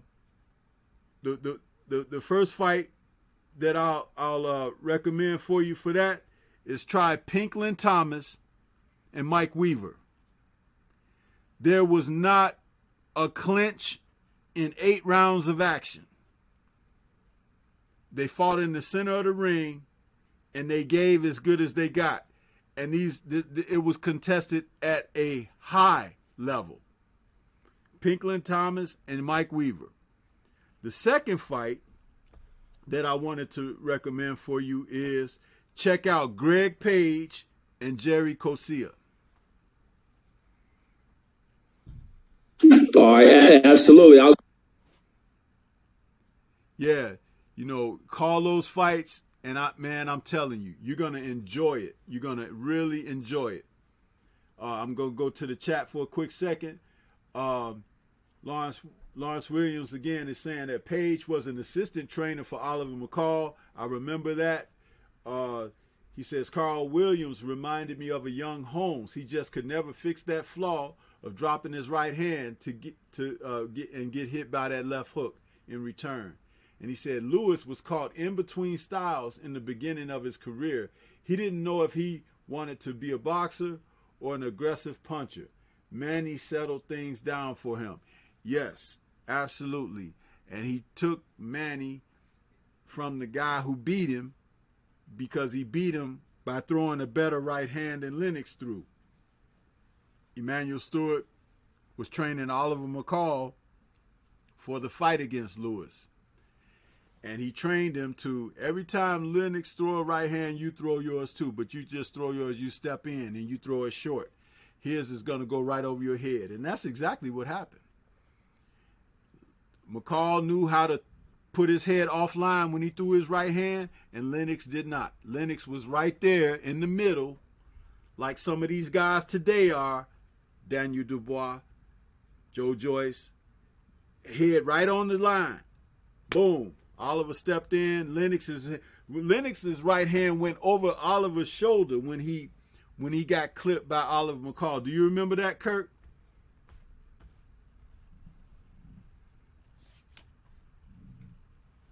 Yes, sir. Yes, I remember like it was yesterday. I'm not as high on Lennox than a lot of people, but I respect Lennox as a fighter. The best thing he did was to go to Emmanuel Stewart because he was flawed. And Emmanuel Stewart is the master at his fighters throwing a long right hands. Klitschko and Lewis and Hearns and Dwayne Thomas and El McKinty and Milton McQuarrie, that's that Kronk style of fighting. So that's the best thing him and Klitschko ever did. And Tyson Fury, and Kronk is very serious, but, you need an old school trainer to counter not a fighter throwing the right hand, but a Kronk beating a Kronk style fighter, because they do make mistakes. They are flawed. Like Donald Curry said when he beat Milton McQuarrie, sometimes they drop their right hand, but, I just pay attention to details, and my gift for boxing, training fighters, I just break down fighters to their very last compound. I know the weaknesses and strength. I could look at them for 5 seconds and determine what my fighter needs to do to win. Yes, sir. Yes, sir. And Reggie, these are not heavyweights, but I got one fight for you again to call that you're going to really enjoy. It's the first fight between James Toney and Mike McCallum. You can even put the fight in black and white, turn the color off on your damn TV or computer, whatever, and watch it in black and white because you think you were watching a fight from the 50s or something.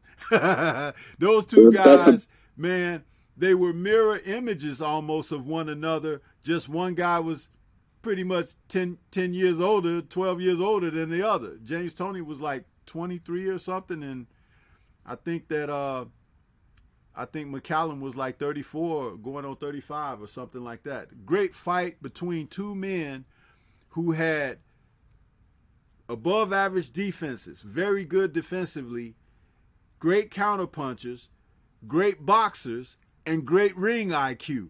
I mean, it was like a mirror, these two guys working at it. And it was Mike McCallum's first fight at middleweight because he had reigned at 150, 154, 156, whatever the weight class, junior middleweight. And James Toney was making another defense of his middleweight title that he had won from Michael Nunn. But the way he fought, James Toney fought above the level of champion that people thought he was because Mike McCallum was class. And to see him, and they fought to a draw, but they had to do it again. It was so good. But that first fight was like very telling on, and he shook McCallum a couple of times, but McCallum had a great chin. It was like, no wonder he was able to endure what Julian Jackson was throwing at him because even James Toney, he rocked him, but he couldn't get him out of there. But that's a definitely highly recommended fight. And you can ask Kurt what he thinks about that. What do you think, Kurt? Listen, I have over 12,000 fights in my collection. That's in my top 10 fights of all time. You're going to see counter-punching at its most lethal, rocking off the back foot. You're going to see different types of jabs. You're going to see jab step. Technically one of the best fights ever. I watched that fight at least 100 times, man. And it was like watching Ezra Charles versus Jersey Joe Walcott. The same prototype, all four of those fighters, you could put them in the gumbo and come out with soup, Beautiful. James Toney is a beautiful fighter, throwback fighter who looked up to Ezra Charles. His trainer was Bill Miller, an old school trainer. I love those old school trainers. McCallum, man, a master boxer. You know who robbed McCallum of his career? Emmanuel Stewart. Because the backstory is Mike McCallum was the mandatory challenger for Roberto Duran. Roberto Duran knocked out Davey Moore in 83, and Duran was going to fight McCallum at the Garden. And Emmanuel Stewart went behind Mike McCallum's back and said, why fight, McCallum and get less money? Well, you could fight Tommy Hearns and make more money. You don't need the title. Your name rings out. So Duran vacated the WBA junior middleweight title and fought Hearns that summer of 84. And McCallum fought an Irish fighter by the name of Sean Mannion that was on the undercard of Marvin Hagler of Mustafa Hamsho. That kind of really, frustrated McCallum, and they broke up. because McCollum used to fight out at Kronk Gym. He used to spar there too. You could see footage of him and Tommy Hearns. And Tommy Hearns gave McCollum the name, the body snatcher. I don't think McCollum was going to beat the Hearns and the Leonards of the world. He was a level, below them. But like the James Tonys, and they fought 3 times, and Donald Curry, he knocked out Donald Curry after being hurt. He knocked out Julian Jackson. He was hurt in that fight. McCollum was one of the best fighters ever come out of Kingston, Jamaica. I used to call him the Jamaican Sensation. That was my nickname for the great Mike McCollum. Agreed, 100%. Reggie, you have anything to say? No, I'm definitely. Once again, I got to call it from the perspective that I have now on this game. Yeah. For Kurt to say it's that highly, I definitely got to do it, and also put on the list of fights when it comes. Yeah. So, but I'll definitely that fight. To this is that we don't know how long boxing will be on a hiatus, but we got more than enough fights that we can review.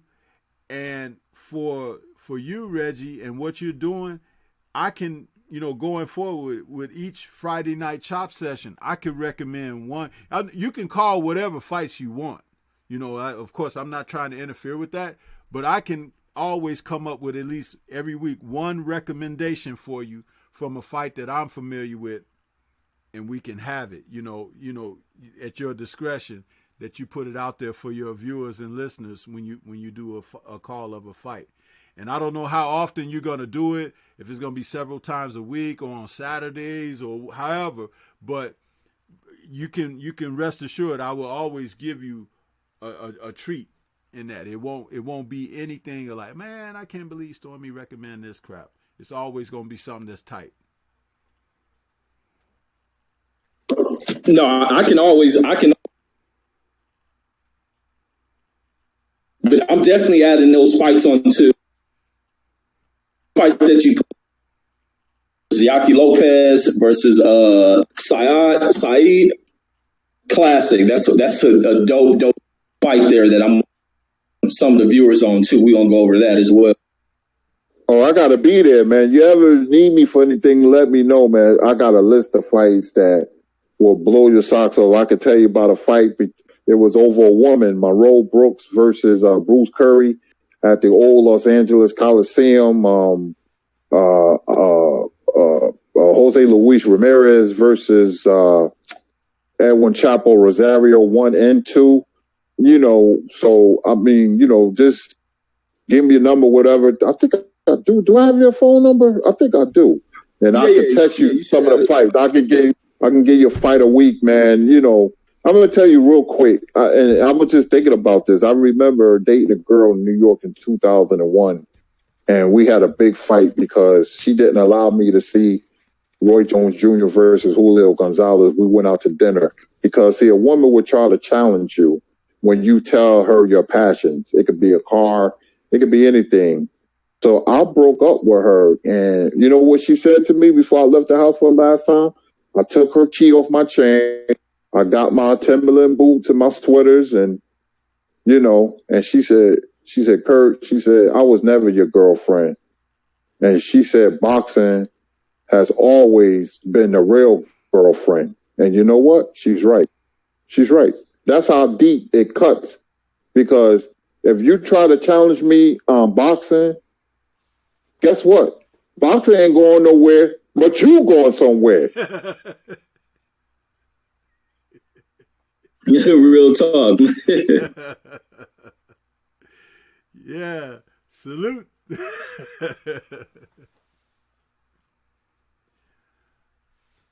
We got Scrapbook Boxing has fell into the chat. He says, sounds like you had a great conversation this evening, Stormy B-Man and Curtis.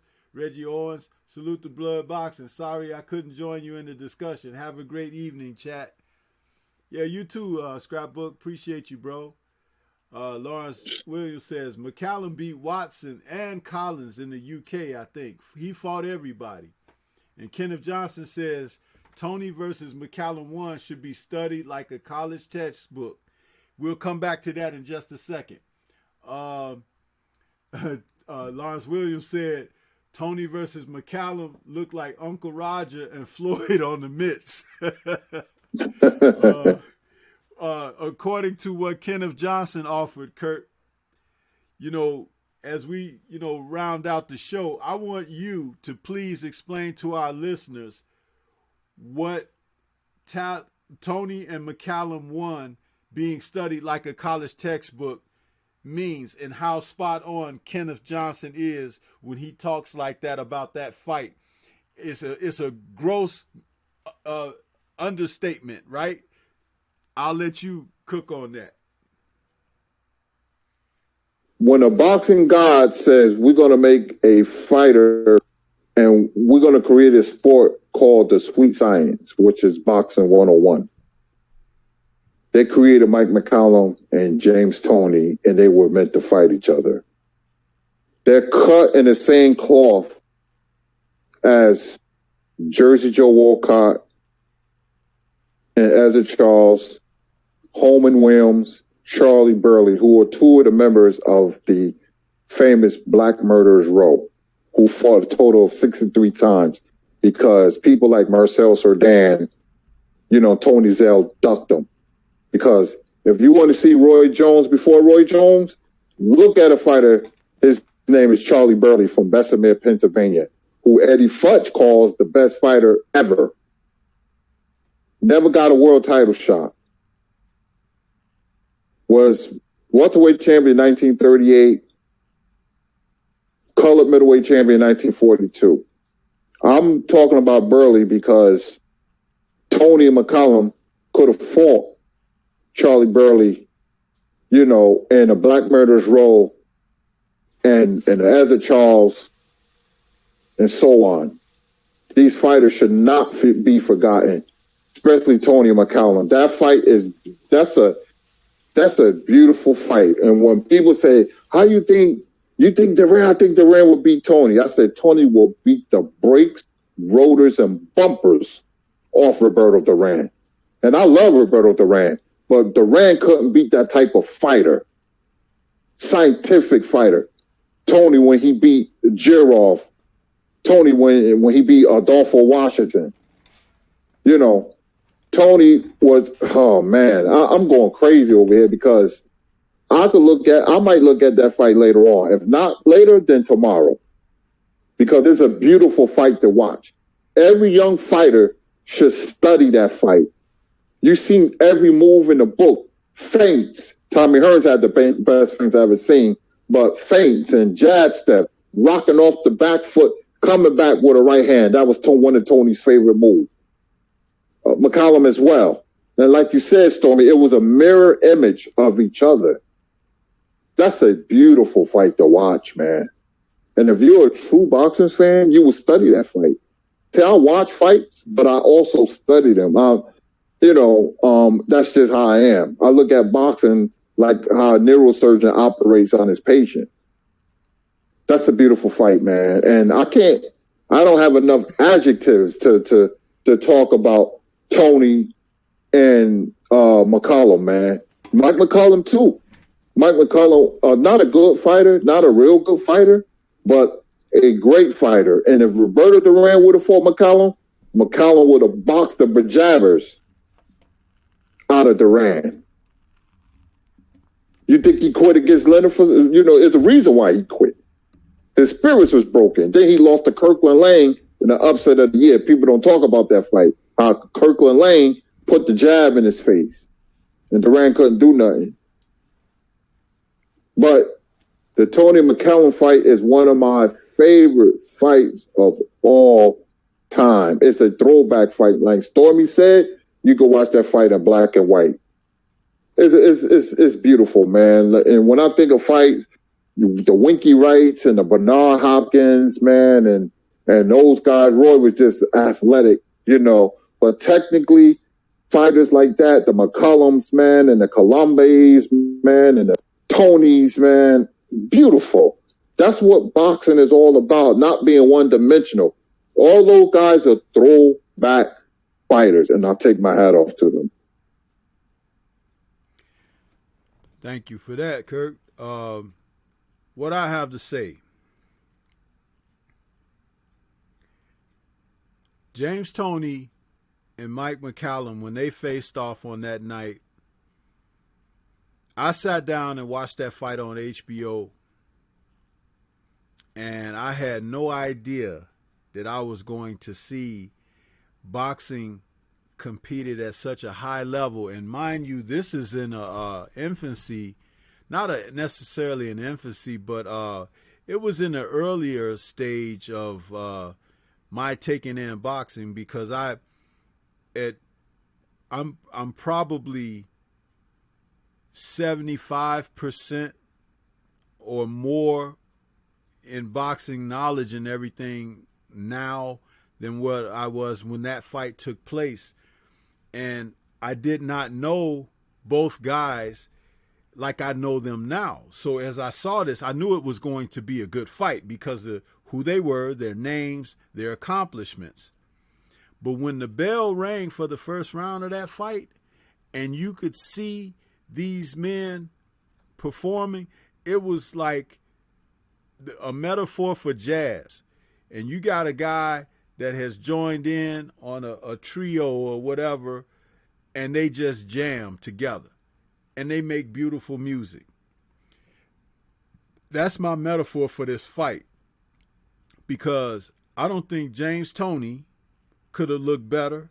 I don't think Mike McCallum could have looked better, because they both had an opponent opposite of them that could draw out exactly that which allows them to show how good they are. And that's very rare in the sport of boxing. I got Kurt Sugar on here. He could tell you that. But it is very rare in an opponent's career that they have a guy that could help them show the world how good they are. Ali had Frazier. Now, people will talk about rivalries. Oh, and they fought a trilogy and this and that. It was a boxer against a slugger. No, it was about what was inside the men. That's what people often overlook. What's inside. We know they brought skill sets to the match. But once that music started playing, in other words, the bell rings for the first round, and these guys start to go at each other and everything, you begin to get it peeled back like an onion. Exactly what's underneath that surface. And that's what those guys gave us that night when they fought. And the fight was so good they had to do it in a rematch. Now, the one thing about the rematch is this. They both knew what they were facing. So it's like, it's not the same as the organicness of the first fight, because you were going in there with the unknown. You got to figure it out. And it ended up being a draw because they were that good with each other. You understand? So that's how I recall that fight. That's how I explain that fight. That's why I recommend that fight. And that's why, if you love boxing, you would enjoy that fight.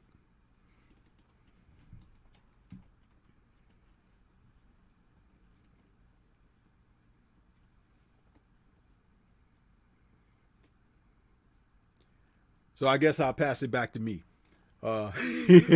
Everybody's quiet now. No, it froze up. Oh, did it? Okay. On my end, everything is going smoothly, so I wasn't aware it froze up. I apologize for that.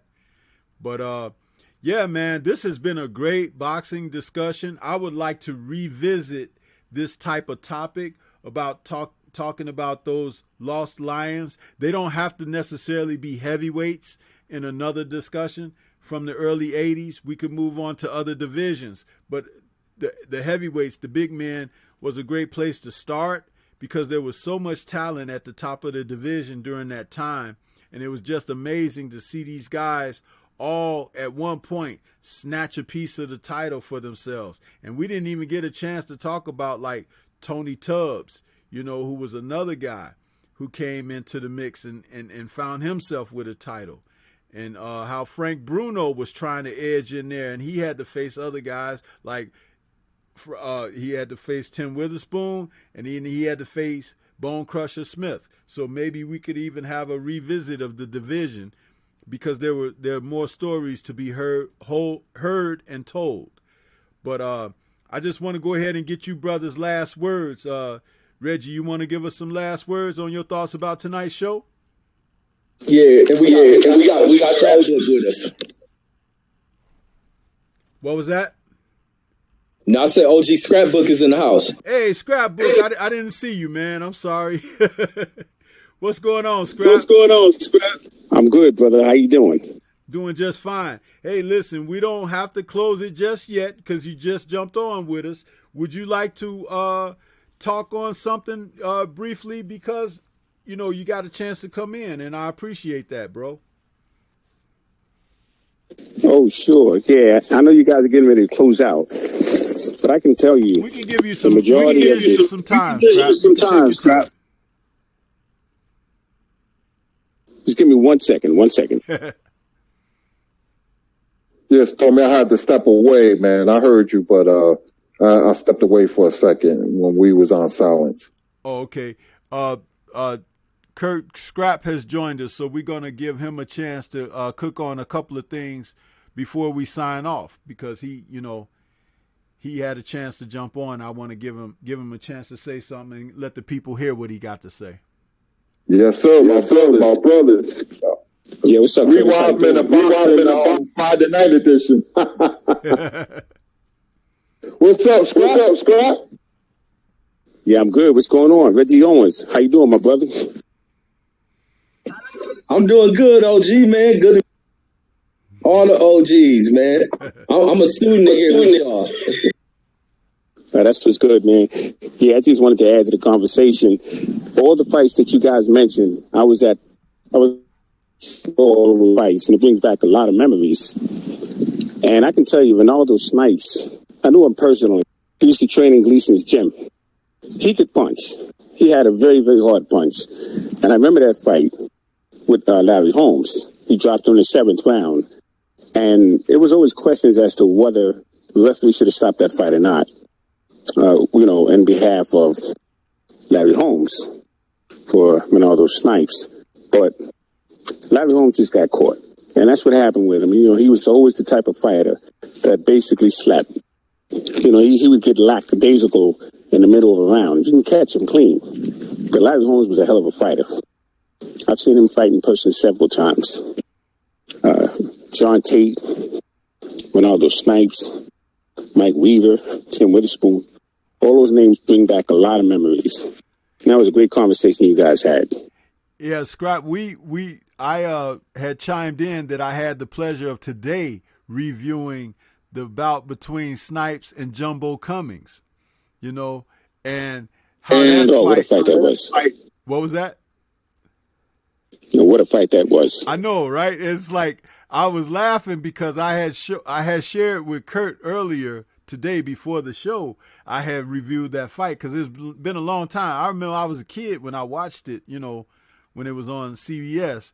But what brought back humor to me and everything was when, I think it was in the 5th round or 6th round, might have been the 6th round, because there was something that transpired, but Jumbo bit Snipes on the shoulder. You remember?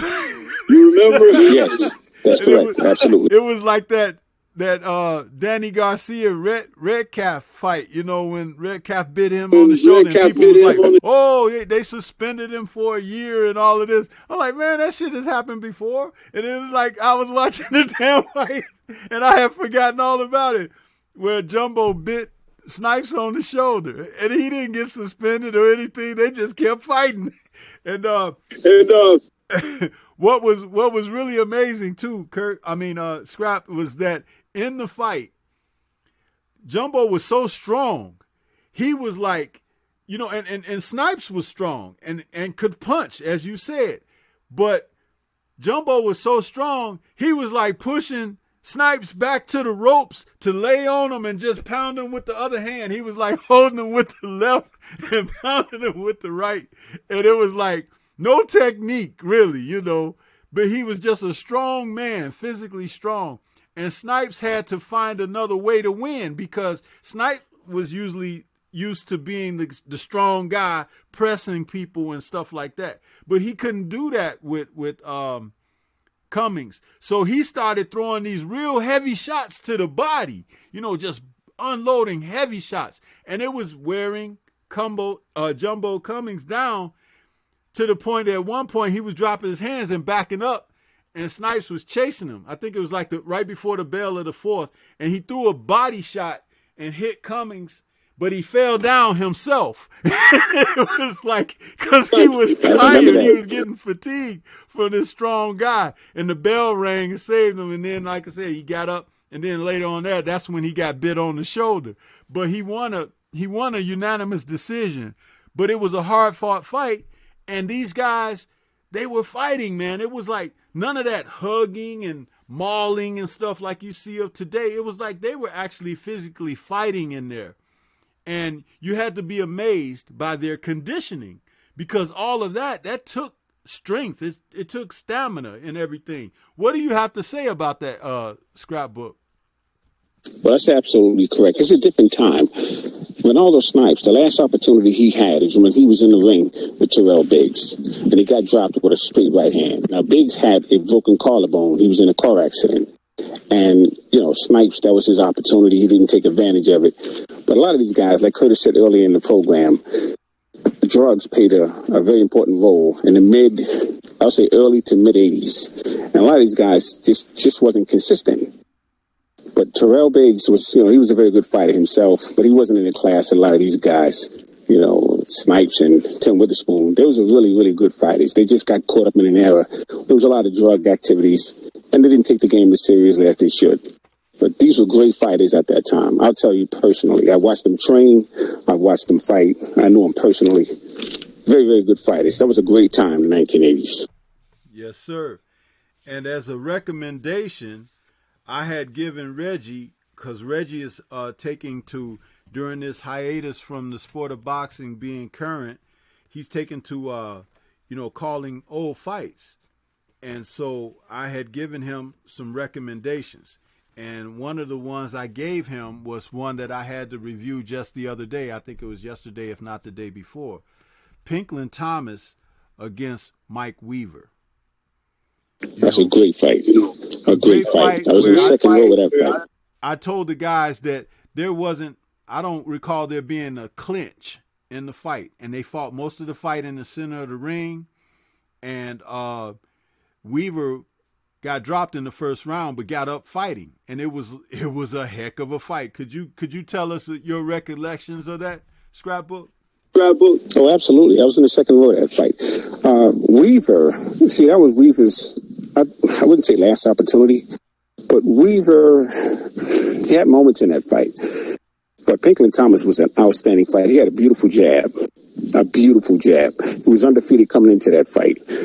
When he lost to Trevor Berbick, you know, there was something wrong with Pinklin Thomas at that time, because Pinklin Thomas was an outstanding fighter, and that was a great fight. There was a lot of things that happened before the fight actually started. It would take all night to actually explain all that, but when those guys got in the ring, they really put on a good performance, and I think that's as good as Pinklin Thomas actually looked in that fight. Reggie Owens, you gotta do that fight. That's a great fight. Yeah, no, I'm gonna definitely do it.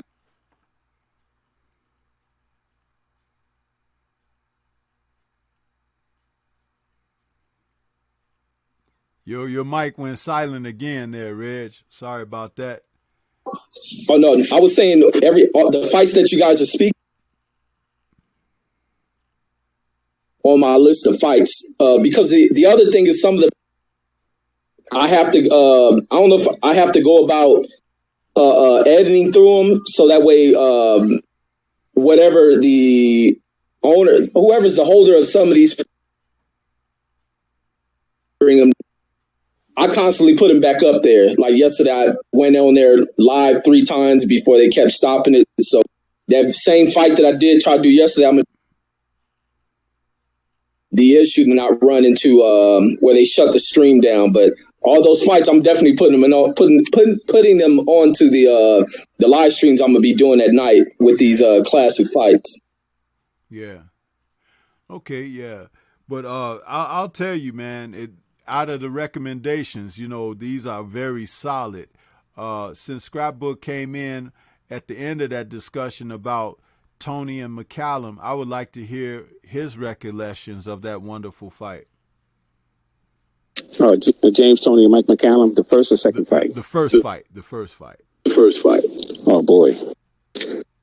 Mike the Body Snatcher McCallum, he was some fighter. I used to watch him train. He used to run on Atlantic Avenue in Brooklyn. And he would train in Gleason's gym. He would give these guys work. And how I first discovered his ability to go to the body, they used to have him on a body bag. The heavy bag. They used to call it a body bag. And you can hear the snap and the power in those punches. Unbelievable. And then he went over to Total, Lenny Shores. Curtis know about that.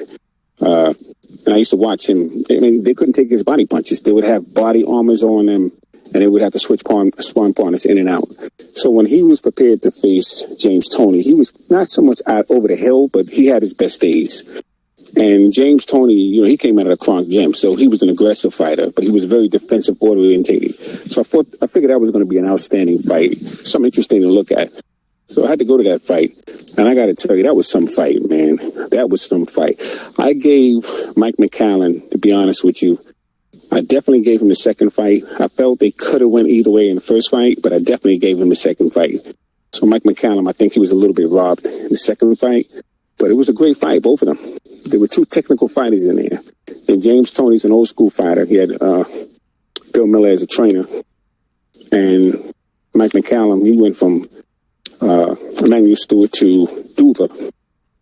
But I just think, as far as James Toney's concerned, or I should say Mike McCallum, he didn't get his just due in boxing. He was another Larry Holmes, and it's just unfortunate. But he was an outstanding fighter. Yeah, absolutely, man. That's one of the things that we take for granted sometimes when we're watching these fights, that we selfishly place these fighters in a place where we would like them to be instead of where they really are. And when James Toney, like I mentioned earlier in the show, he was either 22, 23 years old when he fought Mike McCallum, who was at least 10 years his senior. But the fact that he was able to compete on that level with him, and a fighter who was a stellar fighter like Donald Curry could not go through a distance with, he got knocked out by Mike McCallum. It speaks volumes about how advanced James Toney's boxing ability was, because Mike wasn't able to get to Tony's body like he's got to other fighters' body. He wasn't able to get that left hook in like he was able to do on Curry. He wasn't even able to press the situation and create a situation where Tony was like given ground, so to speak, like Julian Jackson did. James Toney was competing, and as I had remarked earlier, it was like a situation where Mike was fighting a younger version of himself, or a mirror version of himself. Scrap, that's what I had to offer when I was talking about it earlier. It's just that James Toney had taken just enough of boxing, teaching, and seasoning that he was ready and able to shine at that time, at that level. And I said that it takes fighters like that to face one another, that they draw that ire out of one another, that they draw out the best that they can be to be shown publicly when they cross paths. Do you agree with that, or what's your assessment? No, absolutely. That's absolutely correct. A lot of people don't realize that Mike McCallum and James Toney used to spar in Kronk Gym many times. And he was actually schooling James Toney in the gym. He would actually take time to show him certain moves. So James Toney had somewhat of an idea of how to handle Mike McCallum. Mike McCallum didn't have the legs that he used to have. And I think that's what made the difference in the fight. But they used to spar a lot. They knew each other quite well. But you're absolutely right. It was a mirror image of each other. Yeah. And, you know, so much could be taken for the sport going forward if these guys would take time out and study fights, study the fighters, study the styles, you know, study what the fighters are doing and how did they learn that? Who taught them that? Be interested, be invested, where you can be engaged to the point where you can pick those subtleties up, because they are subtleties. A tweak here and a tweak there. A punch that's hitting you clean now can miss by inches if you knew what you were doing. You know, and that's one of the things that there are a lot of people out here that are very dismissive of the teaching aspect of boxing. And they think just because a guy is successful that, you know, the guy is really something. It's like, but he's not necessarily being taught the right things. And if you're getting by with it, it means that the class of today is not really being taught certain things. And it's like once you run across someone who has that and has that bit of teaching, that homegrown, it shows. Guys get exposed very quickly. Would you agree with that? Yeah, absolutely. They call that wrinkles. I got to get going, but I want to quickly say the issue with a lot of fighters today, they don't know how to set proper traps. You hear this noise all the time. Everyone seems to have all these technologies and terminologies on what boxing is. But setting a trap, the best way to learn how to do that is shadow boxing. Finding yourself in the mirror, finding the mistakes in the mirror. That's what shadow boxing is about. You're going to find everything that the man that you're seeing in front of you sees. And you have to know how to prepare yourself for a shot that's going to be thrown at you before it's thrown. And you'll know that because you're the one making the mistake. You're the one that's stepping on your left foot before the hand drops. You have to notice that. And if you notice that, he's going to notice that. So he's going to set you up in order for you to drop that foot because he knows that that hand is going to drop ahead of time.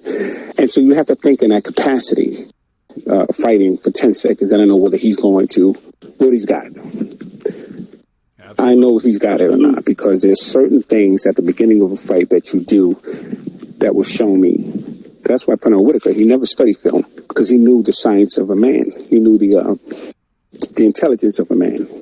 And once you know the basics, and you know that, you know, as your training experience shows, these guys don't seem to understand that. And it's just unfortunate for a lot of these guys to get.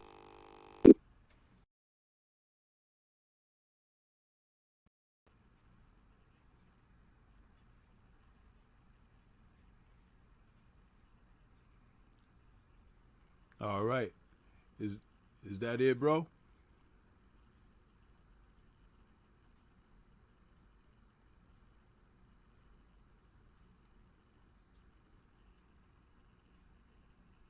Reggie, can you hear Scrap?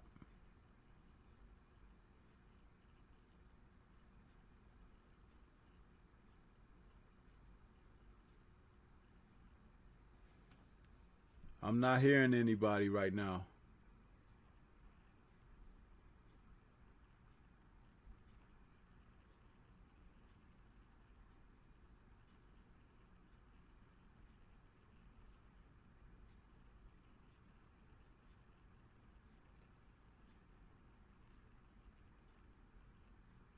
Something happened.